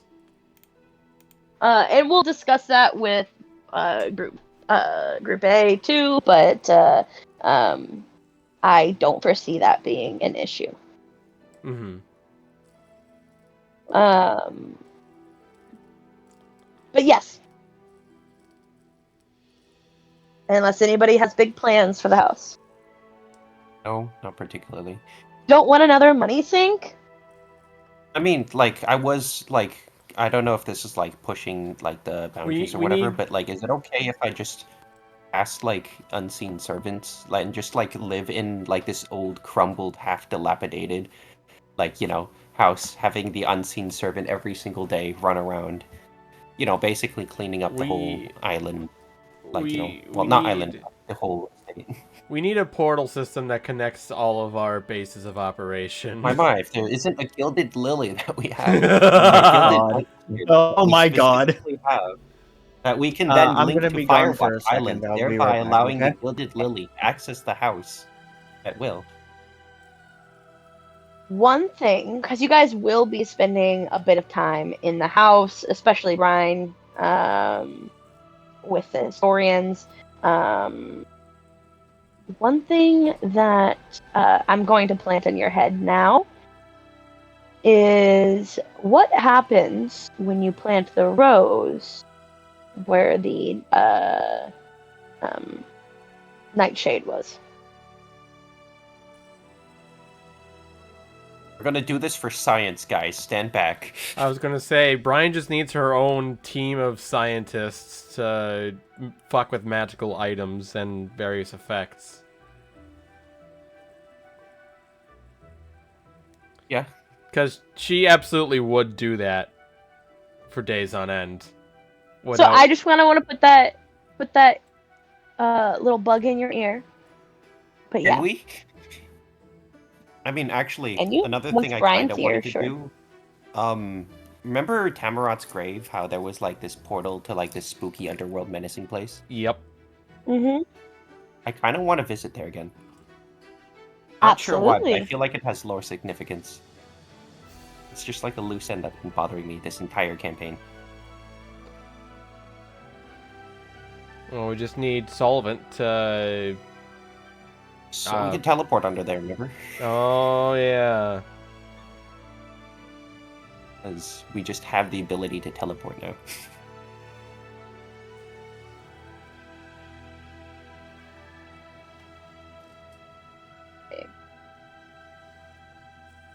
I don't want to resolve anything without Kale here. Oh. Oh, did he... Said he'd be right back. Yeah, he said he's going to be right back. Oh. Oh, yeah. I did hear that. Yeah. Yeah. Yeah. I mean, anyway, last call. Do you guys need any spells? Summon Marshal or like support spells like Haste or something? You know, Haste is absolutely amazing on Rogue, but you know, any spells before I lock in my spell list? Not that I can think of.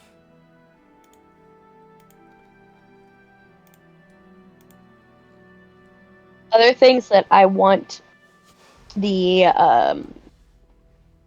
party to think about is right now you have a whole variety of magic items in your inventory and in the magic items tab.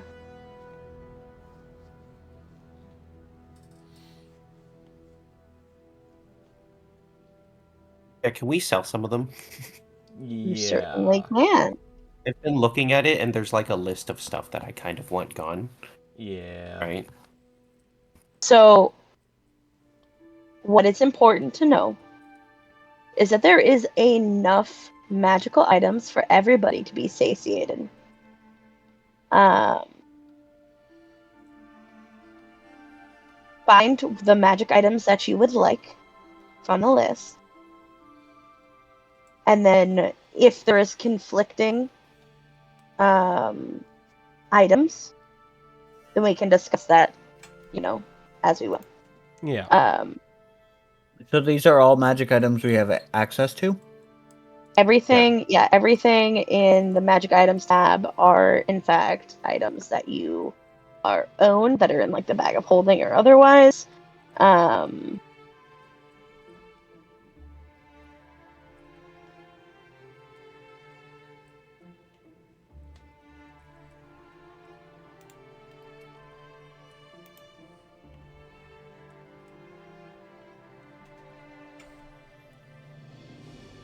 Oh. You didn't say anything. I'm thinking. Oh no.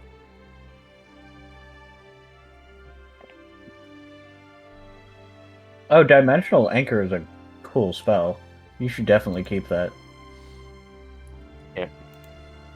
Actually, we can sell the Book of Seven Fingers. I just grabbed the Keen Mind Feed, so I'm assuming I can just read them once and then like have all the contents of every book like stored in my memory, at least until I can write it down again. Right? Like, assuming it's not a tome that goes away after use, like, I think I can just copy, like, a copy of each book and then sell the original copy for however money, like, you know, however much it was worth, right?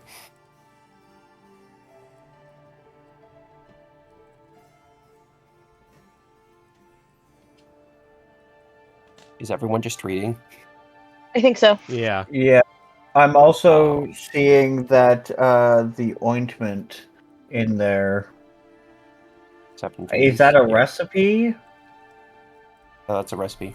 Yeah, it's a recipe. So you Yeah. can memorize the recipe, I suppose.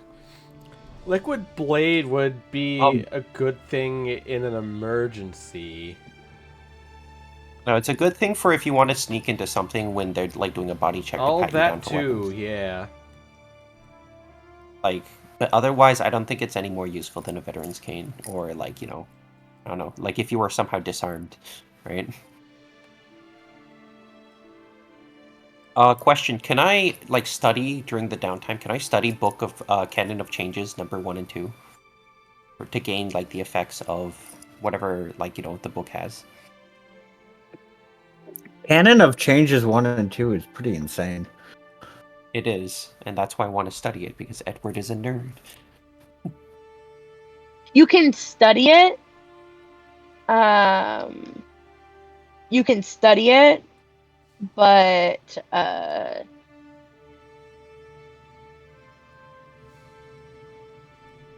hold on 1 second. Let me read it because I can't remember which one this is. Elixir of Last Will. Is that the one?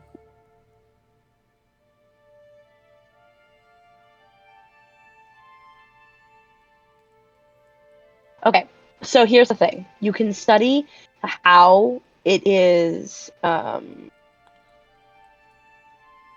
it's applied. I just okay. A couple of things would be known if you choose to go with the Book of Canon of Changes 1 and 2. One is that the knowledge itself doesn't necessarily mean that anybody could use it. Okay. Now, it says it allows the reader to create a knowledge out of the intention by me giving you this book is not. It's supposed to feel a little bit more roleplay. So it's supposed to have more of a scientific knowledge, if that makes sense. And So it's then like expertise we would in a very specific topic on conjuration, right? basically, you can do things in very specific circumstances that may be beyond the rules. Right? You can draw upon the canon of changes to do something that you wouldn't normally be able to do. My intention is to use it for roleplay, not specifically as be as rules as written. I can do this, right? It's not supposed to be that kind of thing. You can draw upon this knowledge for unique and interesting situations. With that in mind, Okay, absolutely you can study them. Abso-fucking-lutely. Okay. If that's what you want to do, certainly. That's why they're there. I'm assuming the canon of changes, it's not an at-will trigger, but it gives me the ability if you, provide the prompt, right? Or if you are coming up with a unique approach to a specific situation that is, urgent in nature or very niche, then yes, that's the kind of thing this book can do. Not to be able to use it in combat situations. I wasn't going specifically, to, but, you know what I mean? But you could, but it's roleplay combat, right? Do you get what I'm saying? I wasn't going to. I was going to combine it with Fabricate to make anything that I want. So combining with Fabricate, it's interesting, but again, that's a creative option that opens a lot of avenues. I wasn't gonna directly trivialize every single thing with it, but basically having the ability to make as stuff and then paint it. If you're gonna cool, spend if you're gonna spend the majority of your downtime on the Book of Changes, right? We can create you a new spell. That's pretty cool. I'll take that up. I'll take you up on that. Does that kind of make sense? If that's what you want to spend your downtime doing, which you certainly can, but it's gonna take your downtime, right? It's the majority of it. I can still do small things here and there, but yeah. Okay. This is your focus. Does that make sense? Yeah, I'm fine with that actually. Cool, because I think it's wonderful. I'm so excited to see what kind of spell or spell feature that we can do. Maybe it's something like sorcery points that in that kind of style, right? Yeah. Mm-hmm. No, I'm super down with that. Cool. Probably because it probably the set, you don't want to sell it. The book already exists as Conjuration Wizard subclass feature where you get to make non-magical items. It's actually in the rulebook. Absolutely, but you know what I mean. But it's not a specifically set in stone until we come up with it, right? Until it becomes a time to set it in stone. But like, we'll talk about it. Like, if this is what you do with your downtime. But like, there's flexibility, baby. There's flexibility. I love flexibility. Dude. So, Okay. Yes, please. I have managed to read through. There are two things Brian wants. Staff of Swarming Insects is incredible on Warlocks. Because it's yet another spell. Yeah, but like the thing is you already have a staff, and the other druids and clerics don't, and you can only equip one at a time, right? Even if you attune to both, unless you drop your shield. So it's kind of Unless I awkward drop my to have shield two. or otherwise take out the staff just to cast the spell. I recognize there's some hand issues.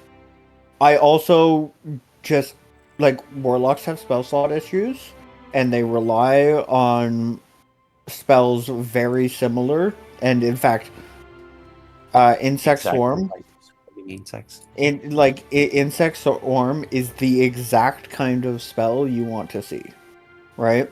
Absolutely. Absolutely. Like, that falls directly into the play pattern of what Warlock wants to do. It's piercing damage, it's magical piercing damage, which is just a phenomenal damage type. Is it con saves? Yeah, sure, but it's half damage on a save, so it always does stuff. You can knock people back into it with Warlock spells, right? The area is lightly obscured, which makes it hard to fire out of. It's like... It is core to what my class wants to do. And I'm sorry, it's not... And it's core to what our strategy likes to do, by the way. We like default killing and preventing things from getting to us. Their party likes getting in their face and doing stupid damage.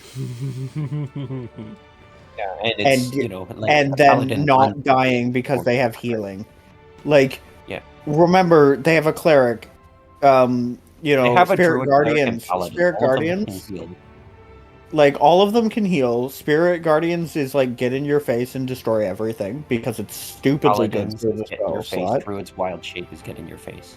Honestly, And- like all the tanks look at their And he can also be dragon form, which helps with concentration while he gets in your face. And he can be archer form to pepper damage from behind his two people that are in their face. Like, the style Soren of is very gameplay here. strong. I just want to say Soren is very strong.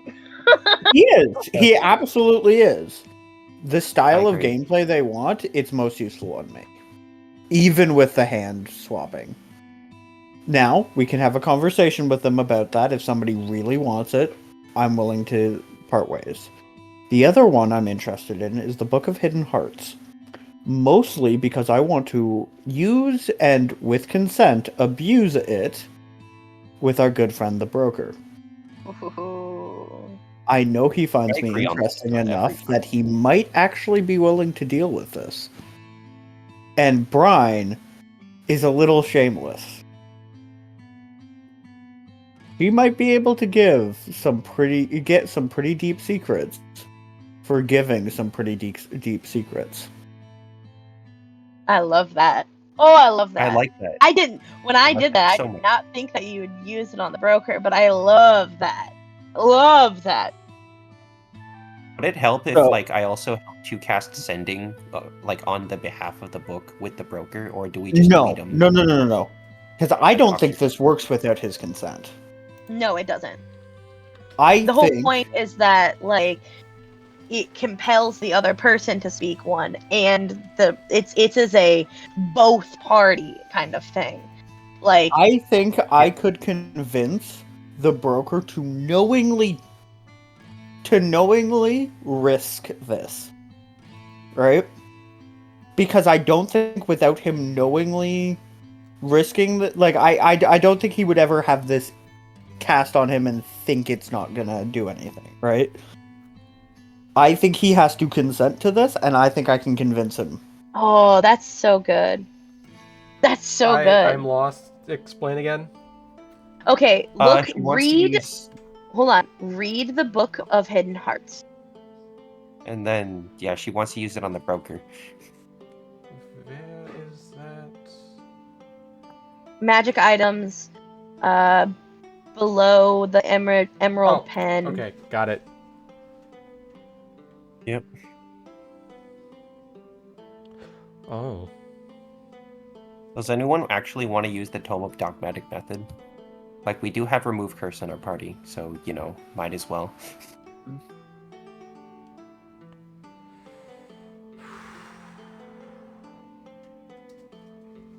Wow, No. yeah, that can... Holy shit. It is consenting, but that's really cool. That's Really cool. A Okay. secret for a secret. I think that. So Brian's gonna go. This book of hidden hearts. I think I have a heart I'd like to know a little better, and I think, based off our previous interactions, he may be interested enough to allow some prying. What are you suggesting?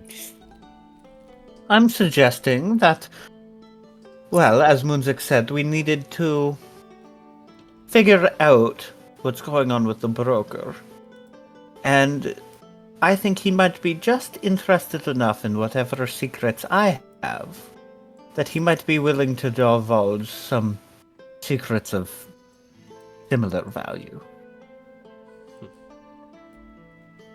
Are you sure this is at least a safe option? I mean, Of you are course not. Do you sworn to know me? secrecy to the Cobalt Soul, though.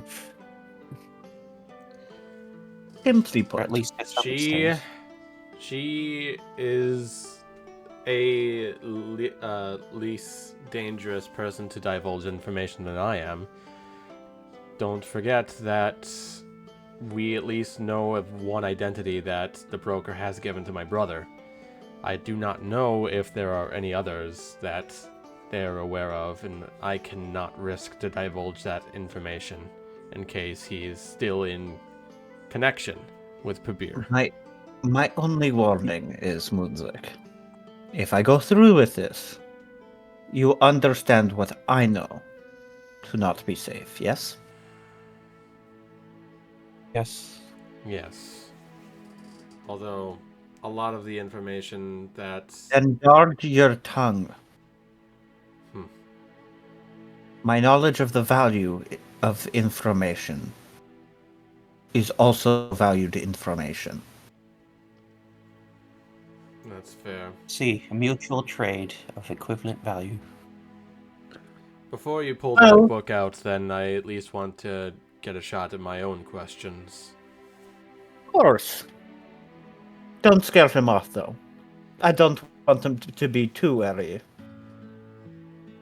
I'll try my best, of this. but I am very on edge with what he may know. What I'm sure he knows.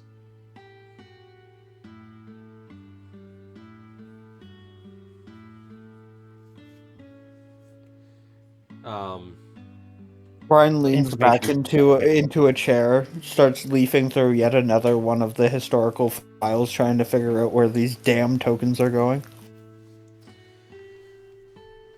There are a couple items that Moonzik wants, and a couple items that he wants to have sent with them, with the other party.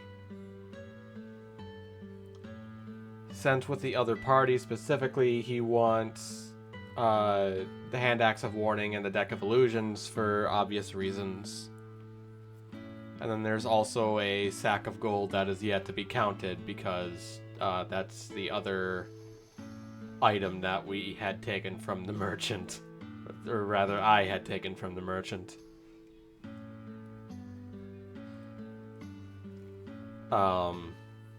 In terms of items that Moonzik wants, he would want the Mimic Cloak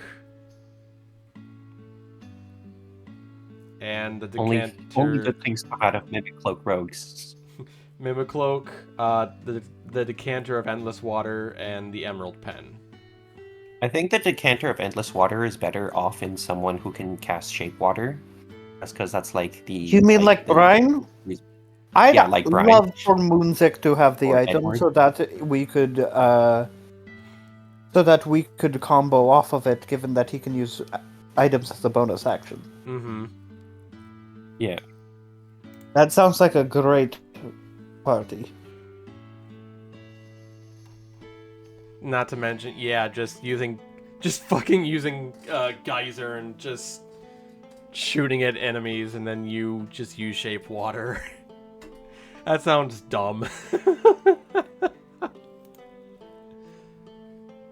And also sounds like another facet of our control operations. Yeah.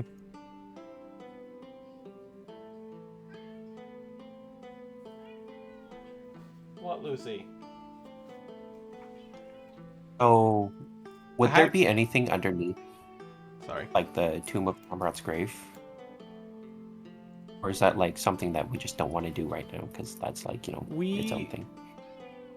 We can... Oh, so you're asking like out of like roleplay wise? We could do Yeah, that. roleplay wise, lore wise, like I'd be happy if I just got lore. Yeah, absolutely. Give me just a second. Let me get this pulled up. Right? Or roleplay, backstory, information, items, doesn't matter. Yeah, give me just a second.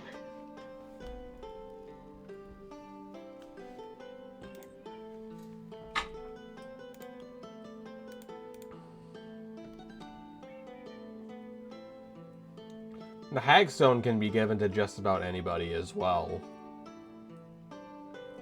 Yeah. Basically, probably someone with high saves to wisdom. Low saves, my bad. Low Probably someone to low save. yeah. Just you, because you don't have proficiency. Pretty much. Fine, I'll take the Hagstone if nobody else wants it. We're all taking it. I honestly wanted to leave that for Animo. Is he low on wisdom? Animo has Aura of Courage, does he not? Yeah, Like, but I mean, frightened like, is, if some, 80% of he's all the person wisdom. I'm most scared of being charmed. A paladin who's charmed Charmed to is fight usually against charisma. us is terrifying. That's true. Okay, yeah, Dominate Monster would be terrifying. Like, Dominate Person on Yeah, Animo would be scary. okay, yeah. Well, I wouldn't mind Like, giving it Moon's to also Animo. scary under Dominate, but like, Animo has he the gets raw strength. If he gets dominated, No, he has the burst. He can kill any player in like he one has turn. the burst. Yeah. Like, Right, like if you lose a turn and of Animo are like the a scariest. caster, it's like okay, they cast a fireball, right? But if you lose a turn on Paladin, he will smite you 3 times in a turn, and you will die on the spot, right? And then even after he saves, he has no spell slots left. Mm-hmm. Yeah, exactly. Which is why I prefer And it on then- him than Moonzik, I because still think it has Moonzik can one-shot me, but at least he can one-shot the opponent after he saves. Yeah.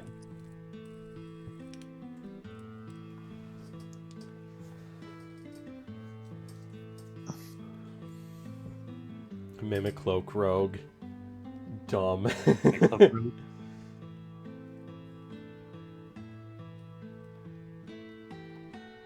Also, the fact that the Mimicloak doesn't take a slot is broken as well.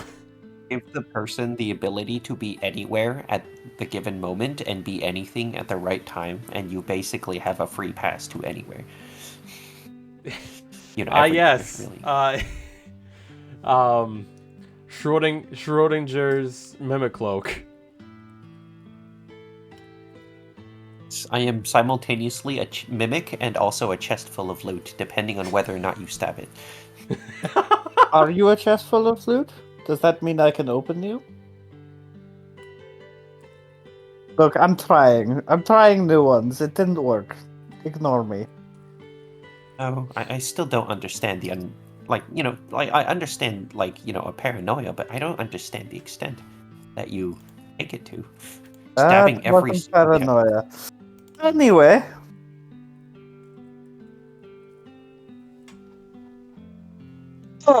Okay. So. now that you guys have had a moment to fuck around, one day, Brine, Moonzik, and Edward make their way back down to Tamarat's grave. The sunken ship still protruding from the ocean floor. Of course, using the helmets that you had before and the leftover pills. Yeah. You make your way down. It no longer has that same aura that it did, that it had previously. That sinking, pun intended, feeling of unease, like the connection between the living and dead were just not quite right.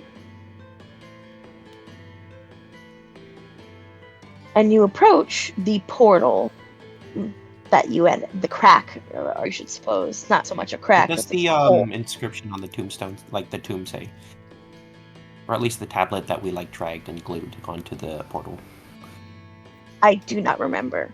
You have to go back and watch the video, idea. Rocky. Dude, I have no fucking idea. It was definitely relevant at the time. It being relevant now, I have no idea what it said. I remember it said something, but I can't remember. I'm thinking about Orcus. So, as you make your way to, I'm so sorry, I got really distracted.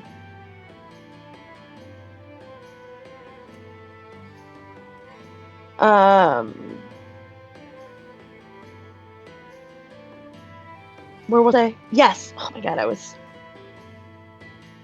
Now So- I'm lost. Yeah, I was fucking lost as hell. So you make your way. Portal. Stone. Inscription. Water. Water. Thinking, feeling. These Or lack thereof. these four elements. How do you get to the other side? Oh, I was just gonna dimension door across with, one person. And you have your own you have a way back? Dimension dooring again. Okay, I just want to make sure. It's important.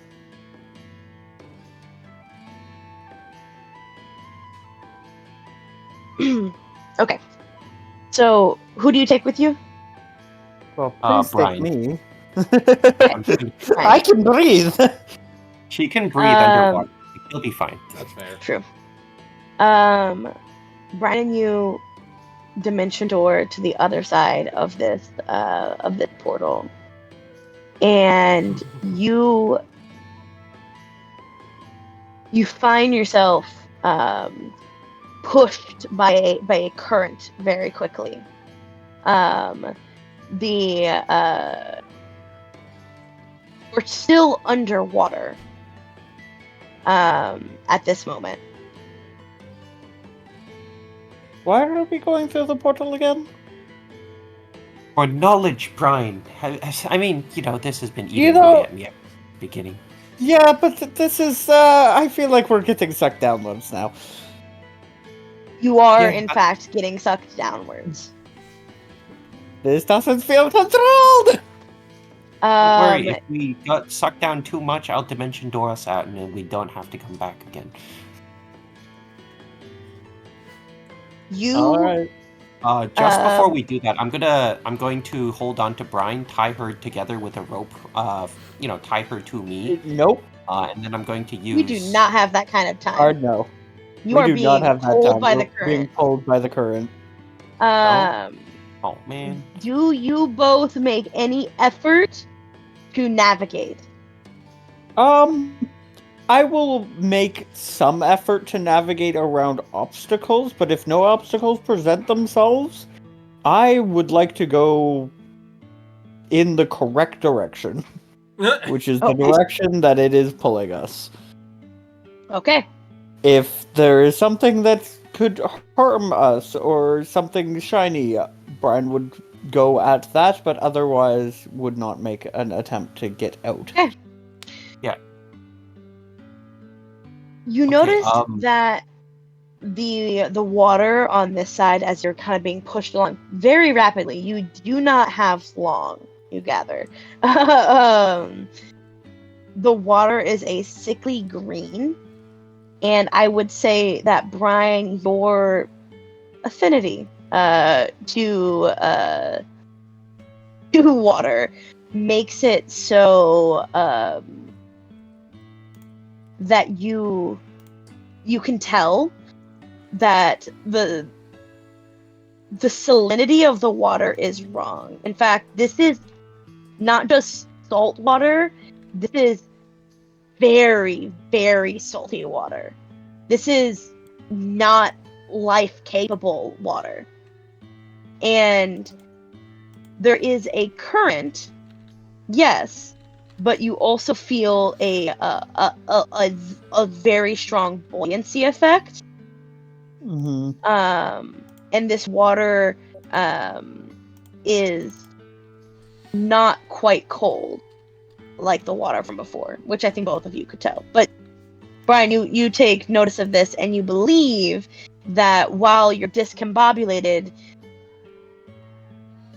your ultimate path is probably going to be up, despite whatever this current is going. Brian's gonna grab Edward and start swimming upwards. Kind I of guess we're using leaving the then? kind of using the your knowledge of where up is against the current. Yeah. Basically, because you can feel purely it. via buoyancy. Yeah, Question. just because you can feel it. Question. So, since I have Find Familiar, is it okay if I prepare the variant of Find Familiar that summons, like, a frog? You Or, are like, a fish? wildly too late.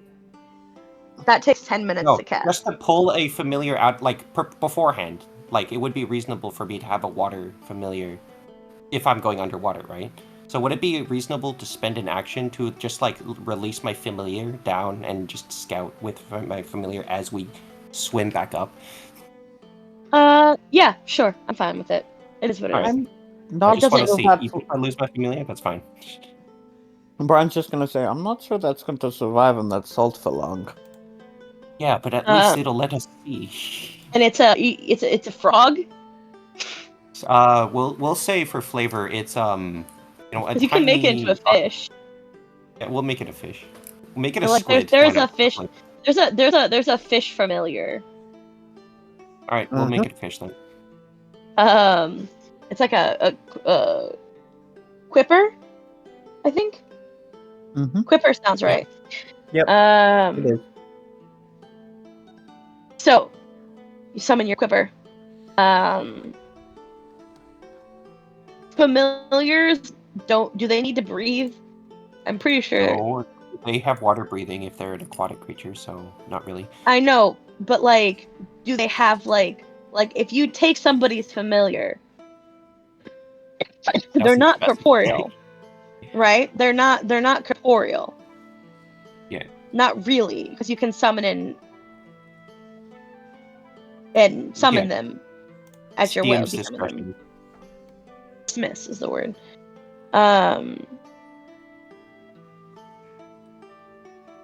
Like if you want. I am gonna go with that. I'm gonna go with that for Cole now, because we made a very big difference between Cole and Squishy. Squishy has more of a stronger life force. I think familiars are predominantly magic. Yeah. Well, they're like highly magic. It's conjuration. You can even dispel a familiar. Yeah, you could just dispel a familiar with dispel magic. Right. So I'm gonna say that because it's that kind of magic, I don't necessarily think it's going to die from the salinity. You know what I mean? Yeah, works Like, for me.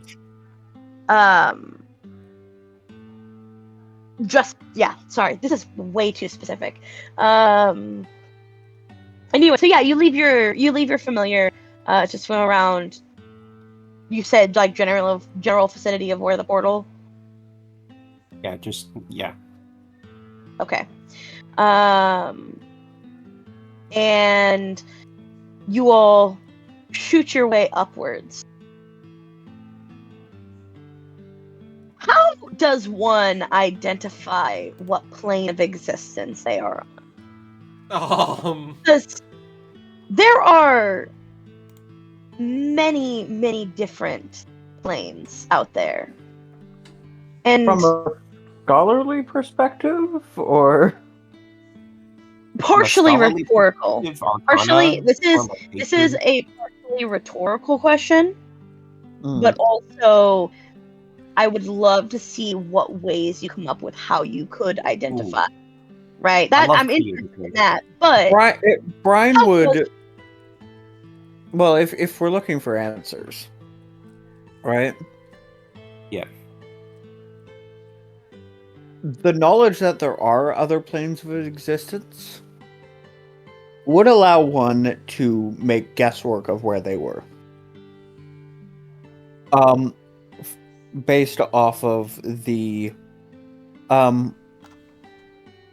based off of the characteristics.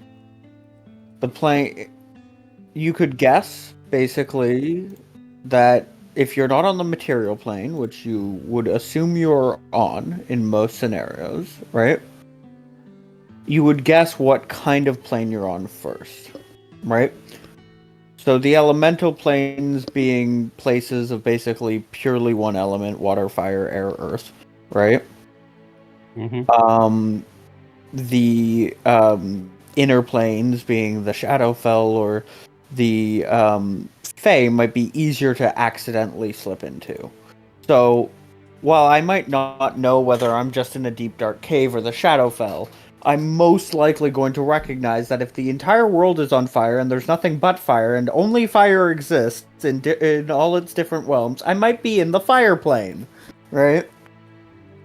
In this scenario, Brian could come to the uncomfortable solution that they may be in the plane of water. Either that or incredibly deep underwater in the ocean. Okay. Okay, I got like a really cool way to do it, and it's really cool. Okay.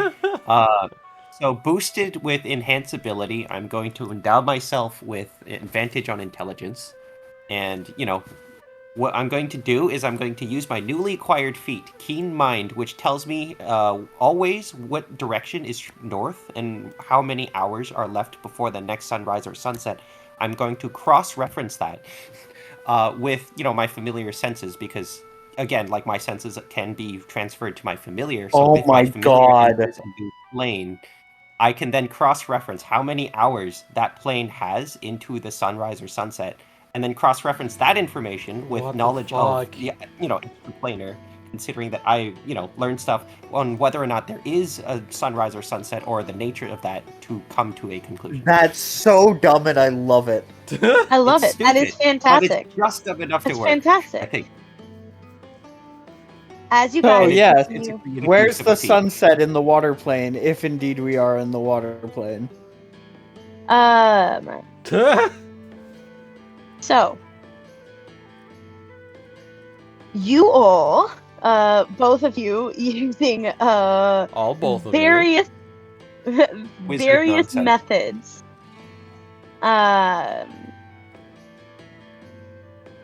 When Brian, as you continue to float up, what feels like up, you notice that the water's salinity is changing. In that, I'm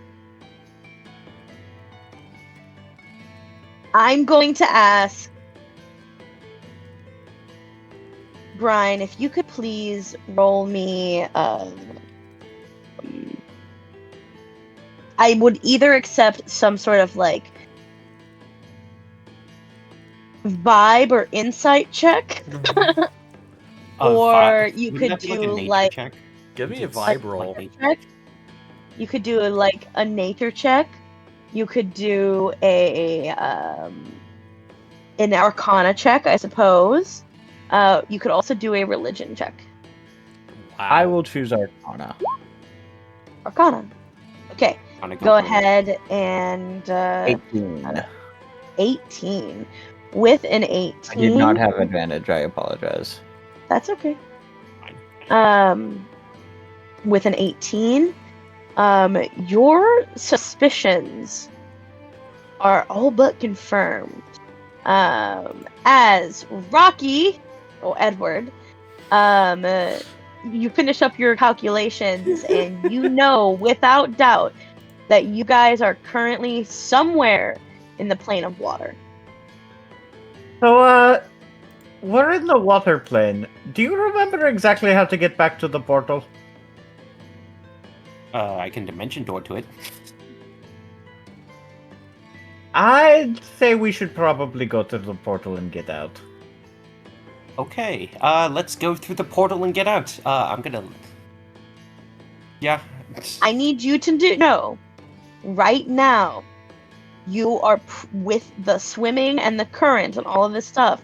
You are further than the 400 feet. Uh-oh. Oh, a little awkward. Can I polymorph myself into like a swim speed creature that is considerably faster Then you than my absolutely. current form? And then And then quickly And Well, then if I do Brian that, doesn't need it. Brian does not need any assistance. And do we know the way back to the portal? Is more the question. He Yeah. knows where he left his familiar. That's fair. He left his familiar on the portal. Fair enough. Alright, All you wanna right. do that and get the hell out of here I was- because I don't yeah. want to be here anymore. Yep. His familiar is still with Moonsick. No, his Brian- familiar is. Oh, okay. Like, okay. Yeah. He Brian- can summon and dismiss it at will. Gotcha, Yeah. gotcha. Brian is absolutely going towards where she is shown to find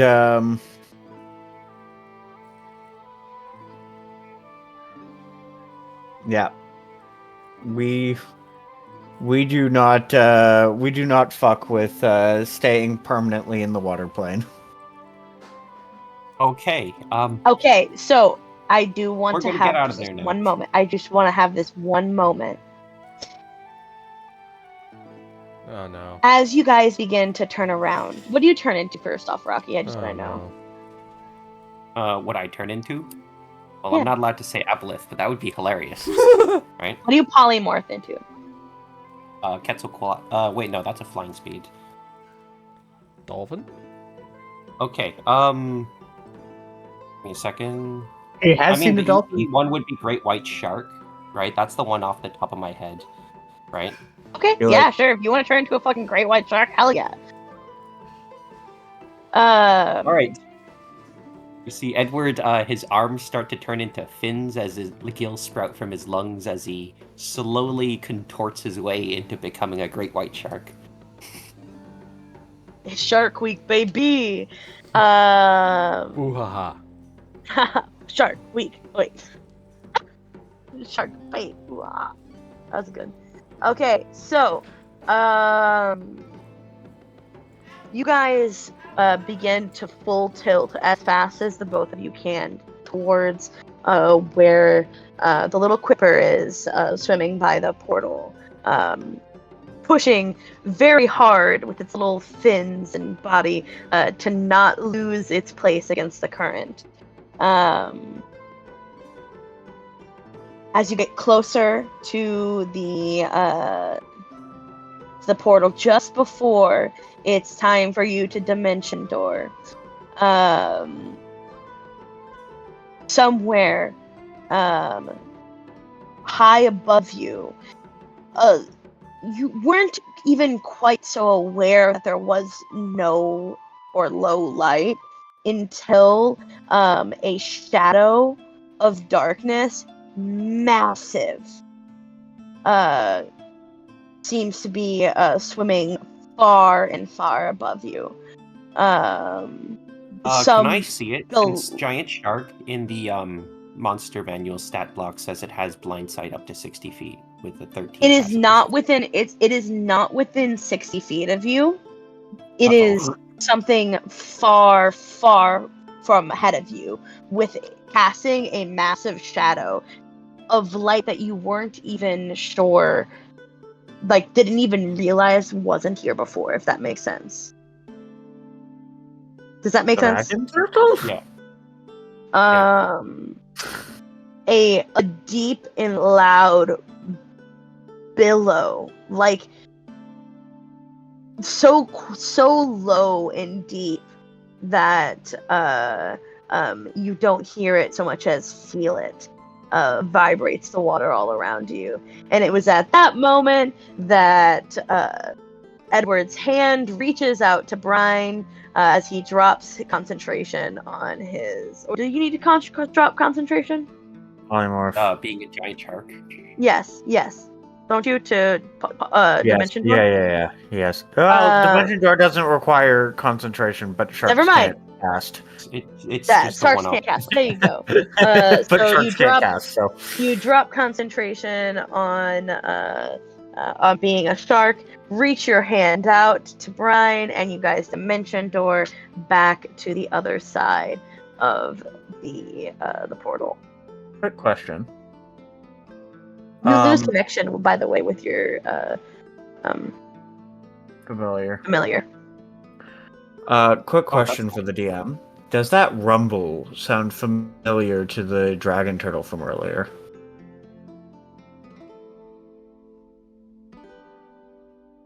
No. Okay. No, it doesn't. Not in a way that you would be able to like recognize. Right, like it's a very low and deep colossus creature. So similar in nature, but not like so similar that I go like, oh, not that's that you're where like the have dragon turtle flashbacks. came from. No, not that you have like war flashbacks, but like that's certainly not in a... That possibility is not gone, if that makes sense. Right. Yeah. Like, it's a colossus creature. You did not get a good vision of it. Whatever it was probably bigger than the dragon turtle. You gather. Like, I mean, like... That's a little unsettling. It blocked light that you didn't even know was there. True. That's to be fair, the first one also created terrain that we didn't even realize could be a creature, so... True. I mean, big. They're big. They're big creatures. I cast Sending on that creature. Oh my god! On the dragon turtle? No, I mean on the giant creature that like enveloped everything with shadow. I'm gonna roll a d100. Yeah, right. The whole d20 to see if you can contact another plane. Is it a d20 or is it a d100? It's a 5% chance, so you can roll the percentile dice, and it's a 5% chance, or you can roll a d20. Neither of them work. Okay. I'll ping it right now. So yeah, roll a d20 if you fail, the message doesn't send.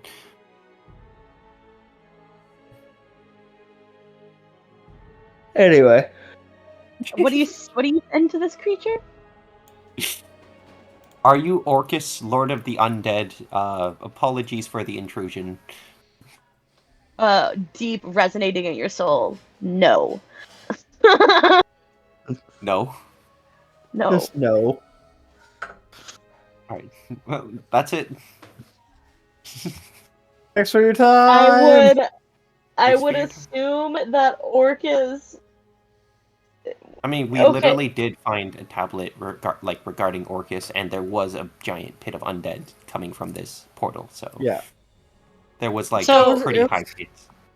Well, no, but I'm saying that you like thought that you casted Sending to Orcus. Is what I'm trying to say. No, creature. I know, but like you thought that the creature was Orcus. Even if you know what? I Fair asked. point. Actually, no, she's got a fair point. Yeah, I know. I asked. It's Yeah, really I funny, think and I really like it. actually the creature says no. You're way out of your depth. Another one. Yeah, no, I'm that's gonna. fair. Damn. I didn't realize, water planar creatures had good Oh my sense of god, humor. stop wasting That one spell was greatly slots. appreciated. Brian smacks Edward across the across the back of the head. All Okay, and right. then the message is gonna end with "Ow, hey." Okay, and you guys begin to make your trek back up to Firewatch. Now having the knowledge of what is not that far away from your humble abode. And also infinitely far away.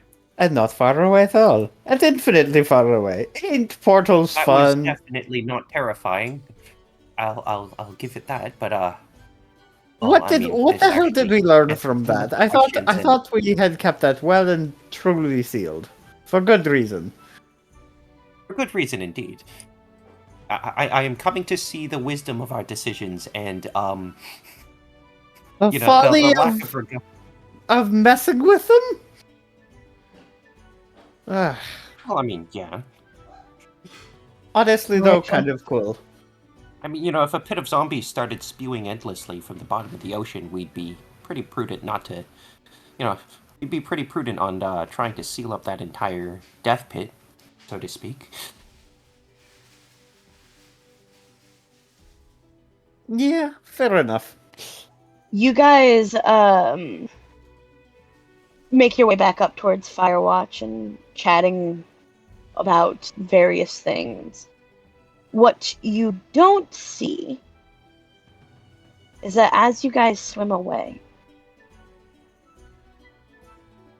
the stone slab, and you guys do not know this, you're too far away.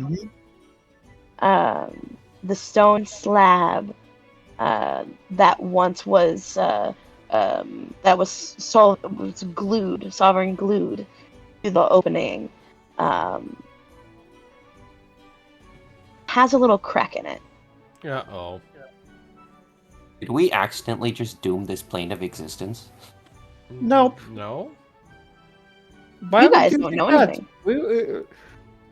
Why would you think that? The stone is fully softened glued, and we Oh, don't you're have right, to you're worry about anything.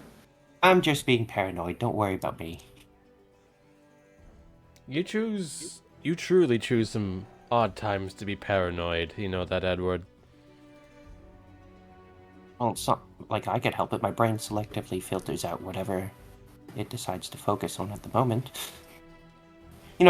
That reminds me, there was this entire phase where I would only eat things that were shaped like birds when I was a kid. And we had little butter buns carved down and molded with funny looking magic and shaped into tiny little birds, and I would only eat that. You have some issues. I mean, I think everyone here's had some odd childhood fixation to something. I Not mean, really. for Brian, it was an odd childhood fixation with the Cobalt Soul. For you, it was the odd childhood fixation of Odd fratricide. childhood fixation. I came to this plane entirely to understand stuff, and the Cobalt Soul is all about understanding stuff. What the hell is all Oh, about yeah, that? right. I mean, not to mention your current fixation with the Feywild, and your still ongoing fixation with fratricide. Fixation! It's my home plane! I'm curious about how to get back! Wait, I mean, if it was your home plane, why couldn't you just ask somebody to just cast banishment on you? Wouldn't it be that easy? Meanwhile, Moonzik just pinches the bridge of his nose. First off, banishment is a 4th level spell. Not very many casters. Secondly, I was told to only go back after I understood this plane. I still don't understand this plane. Well, I mean, we did go back. There was that spot in the cave. I would be lying if I said I wasn't more curious as to, like at I'm least just touting the tale asking why behind you the think this is mysterious a fixation. storyline.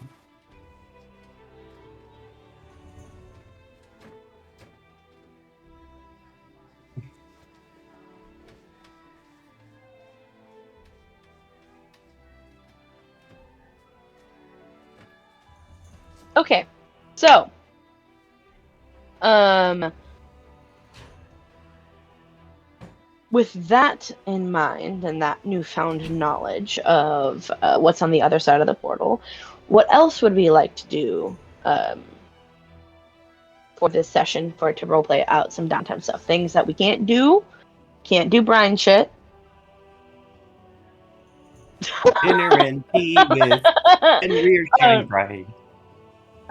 yeah, you can actually. That would be just about right. If you want to go have that conversation with Fairy Shine Bright and nobody else wants to take a turn, I'm totally cool with Assuming that. my stuff is like always last because it like takes the longest. I don't want to hold you guys here twiddling your Well, thumbs. so the auction is its own thing. That's gonna take up a lot of time. That's going to take at and least half a session.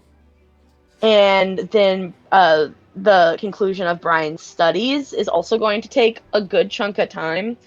Okay. So what And you're saying then we also is I don't have have to like the apologize. mechanical rolls and stuff. Yeah, I'm like I sorry? don't. I can't think of anything from Moonsick off the top of my head. The only roleplay thing I could think of comes at a kind of comes in at a moment's notice, and that's any word from Ty. Right. So There we go. See, that's one of those things that I definitely needed to write down to plan.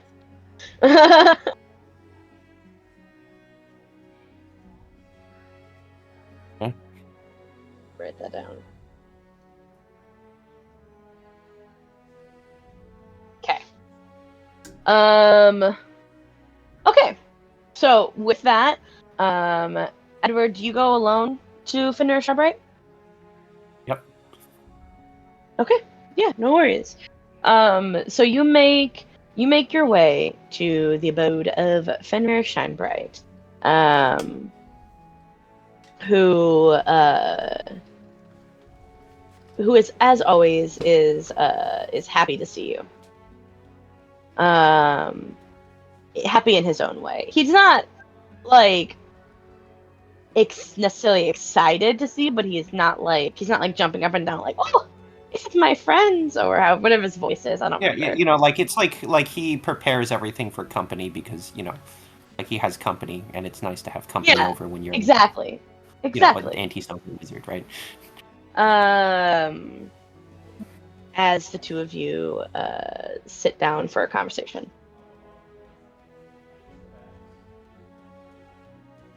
So, what does his voice sound like? I can't even remember. Imagine like a person who had all of his head shaved well in a sheep form, and then wearing a sweater. He did sound a little sheepish. Bah. So, he says, what can I do for you? Well, I mean, right now it was just this is me right now, at least checking in and consulting an expert, if you will. One of the most skilled polyplanal transit theorists out there on some of my recent findings and revelations regarding my travels. And at least giving, having an expert's opinion on it. Go ahead. Well, you see, shortly after our travels after we departed, our party came into procurement of a specific relic, as to not divulge too much on the specifics of the details, that allows us to at least permeate through the veil that separates barriers between dimensions. Are you familiar with the pinprick theory, or at least some variation of it? I hope you don't find me rude, but I believe that it was me who taught you. Yes, see, see, here's the thing, right? He kind of gives a little chuckle. Yeah. Wait, did he actually? Yes. This one was the pinprick theory was originally I thought found that in a was a book, book. actually. Yeah. Yeah, like I This remembered is it but you not guys being a one were of the book. with. things. No. Oh, I never mind. remember finding You a had book, talked to and him then about it. shortly after We got had the talked lemon. to him about polyplanar transit theory, but this book was actually found Before it was found before. It had to have been before. Because No, it I'm was found fairly with the certain that you arcane guys had. grimoire. It was I found know, with the but arcane grimoire. Right? I'm pretty sure. I'm pretty sure that you guys have. I'm pretty sure that you guys had talked to him about this. I don't remember You that, asked but him. it's You possible. asked him to explain it, and that's why he brought up polyplanar transit theory. No, that polyplanar transit happened. theory was generally for- That happened wildly before Yeah, that was we in tier found one. the book. Even so, we can assume he is familiar. Yes, he is. He is familiar.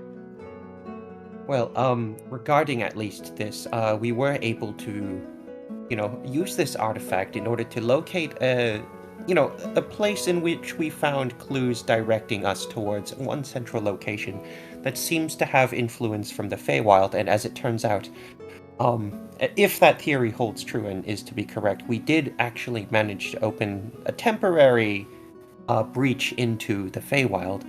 I was wondering at least what your thoughts on, this particular, phenomenon would be in the minds, in your head at least. Like, what do you think? What do you make of this information? Couple things I'm gonna just talk about out of character because I don't know how to roleplay this right at this moment. Just giving you an exposition. Being a nerd is hard. So, one, the door to the Feywild is still within your rose. Yeah. So, if you remember, there's like this kind of transitional place, this dark place. And you make your way to the Firewatch door, and in the past you have gone through the Fey door. So yeah, in this transitional black. That is still accessible by the rose. That did not go away. That door is still there. It's almost like we added it to our collection. Yes. Okay, new waypoint found. Yes. So with that in mind, that's the question that you ask him, and he explains it as such. Indeed, like the theory between the planes is a thin sheet of ice, right, or glass, and the way to, and directly related to polyplanar transit theory, is that the way you can navigate through these through the planes is by putting little pinpricks, like portals themselves are like tiny little pinpricks in that glass. A small amount of pressure on a very small little area can open up a little rift, right? And to allow people to travel back and forth. And in a really nice, strong sheet of ice, that pinprick can be pushed back together.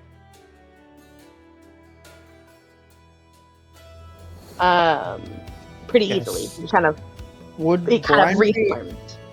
Would Brian be able to ask a question to Edward beforehand that Edward could then ask? Sure. What's stopping you from just showing up? Mostly because he's only agreed to teach you. Okay. What's the question? But also I could show up if, he would allow. It's more just... Either way, the question would be, basically, about the other portal flower we have. What the implications of making permanent portals are. Ooh. So, pushing those that sheet of ice back together if the structure is stable. That little pinprick. As he talks, he also discusses permanent portals, and I'm just gonna talk about it because it was something I was gonna bring up anyway. So if most portals are formed by little pinpricks in the sheet of ice between the planes, right? What happens when you cover a larger area? That's the sledgehammer theory, right? Sledgehammer, exactly. So what happens when you take a sledgehammer to a sheet of ice? Well, the entire Now, place shatters. depending on the size of the structure, right, and how structurally sound it is, it can create a hole that isn't easily repaired by the sheet of ice itself. Rather, it is a more permanent scar, a fixture, in the ice. One of the biggest concerns that he poses about the theory is that if this is true, what happens when the entire sheet of ice has so many pinpricks and sledgehammer holes, right? What happens if the structural sound is not stable anymore? If it's no longer structurally sound? Well, I mean, that's also an additional question that I would, ask at your discretion. Was that how much is an appropriate amount in order to open up the rift with this theoretical new item that was able to open permanent portals? He genuinely, how much of a risk? He doesn't know. It depends on the stability of the sheet of ice. So, if we're talking no longer about the analogy of the sheet of ice, and instead we're talking about actually applying that thought to interdimensional travel, how much would it take for it to no longer be structurally sound? Yes. And he proposes that it would take an exceptional amount of holes and pinpricks. Okay, far more than we're capable of. That he couldn't even begin to fathom how much that would happen. At the same time, he says that he discusses, okay, if this is all true, what happens when it is also scarred and has had many, many years? We're talking again about analogy. It is certainly possible. It would be an incredible amount of space, but when you compound that with the amount of time, you couldn't even begin to guess. At least we couldn't begin to guess. Yep. With our current knowledge. An additional thing, at least, that I would like some sort of affirmation on, but currently I have my parents trapped in some sort of inert demiplane, at least that's the term I've come to call it. And I have a vague general region in which I have found that they may or may not have been banished in or out of. Would theoretically imposing a pinprick or a sledgehammer in that particular location, in which I'm not really theoretically, if I were to find that location and, place the pinprick or the sledgehammer, would that be able to open some sort of rift in that harmless, inert demiplane? Yes, I suppose. I mean, that's certainly how they got there in the first place. I see. I guess this does give me at least a bit of solace as to, expediting their retrieval. Also, another thing, I don't think that this would make much sense in the context, but did you know there's a portal to the elemental plane of water just sitting in the bottom of the ocean at a specific spot that I've recently visited? And with that, you guys go into a very long, in-depth conversation about your traversal to the plane of water. Oh yeah, I didn't always knew that was there. I meant to go down there one day. What did he actually? I don't know. No. I just thought it would be funny if you said, Um, yeah, I knew that was there. so amazing, good stuff.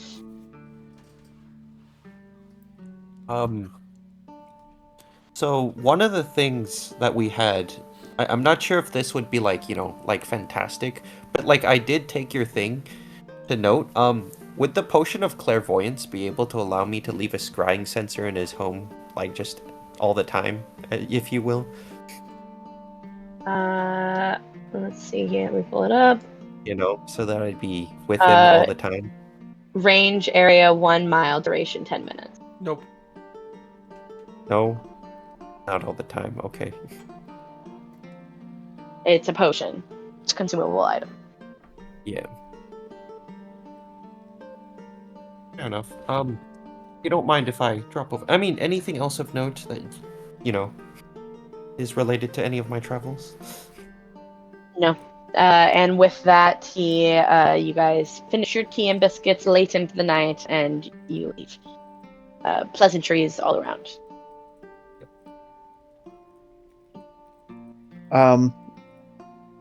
But I know. you guys may want to have a little roleplay session with the entire party. I know Brian doesn't get to do any of her fun stuff just yet, be it with the broker or with the Cobalt Soul. However, given that we have some peacetime, Brian would like to spend some time with both the party, dealing with the tokens, and also her friends, including which one did I have there? I think it's Barkley, right? Oh, yes.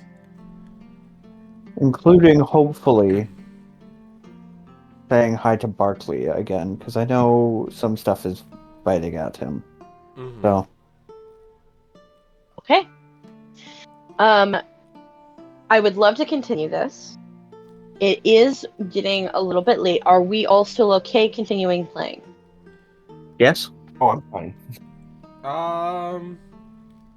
How long did you think this roleplay was going to go?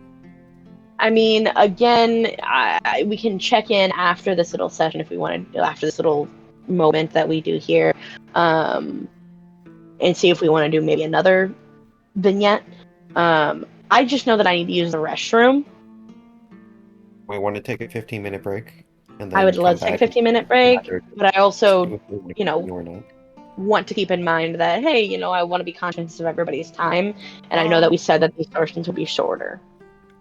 I mean, if anything, the only thing I had is I might go for a walk. I can always just leave everything running and have that vignette going while I go on said walk.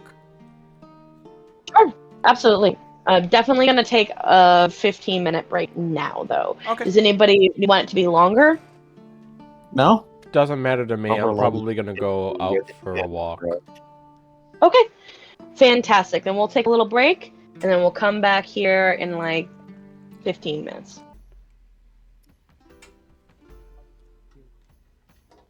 Because I have a small surprise. Hi, Cat. You're just catching the tail end of the stream.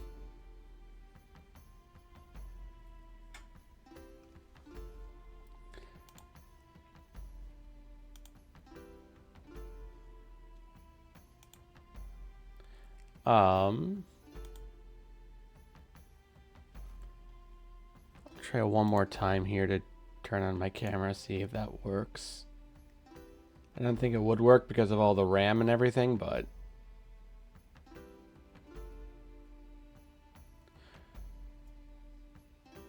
oh well. But anyway, This last weekend, I found a certain something that my mom had, and immediately I wanted to grab it because of the significance that it has for this campaign. It is, as I'm not sure who all can see, but it is a gold rose. Oh, that's really cool. Yeah. I plan to put this. Really cool. I plan to put this in a. Yeah, it's an actual rose. I'm not sure if it's actually dipped in gold or something that resembles gold, but it was an actual rose. I plan to put this in a vase and put it somewhere behind me on display. So it could be pyrite. You're right, Dawn. It's really cool. It doesn't really matter what it's made out of, for sure. Yeah, but I thought it was fitting for this campaign, so I wanted to share that. But yeah. Okay. Cheesy stuff out of the way. Thank you all so much for watching this week's session of D&D. For those of you on YouTube, go check out my Twitch page to get live updates. Or rather, updates on when I go live, whether with D&D or Metroid Prime Randomizer, or whatever else I might be in the mood for. For those of you on YouTube, like, comment, subscribe, all that good stuff. And if you want to see Group A live, make sure you go check out twitch.tv/Donatime06 and follow him, because he will be streaming in my place next week. So I will be off. I'm not sure if I'll be making an appearance or not, but I will not be the one streaming. So that'll be a bit of a change. Otherwise, thank you all so much for watching. One way or another, we'll see you next week. Take care. Bye.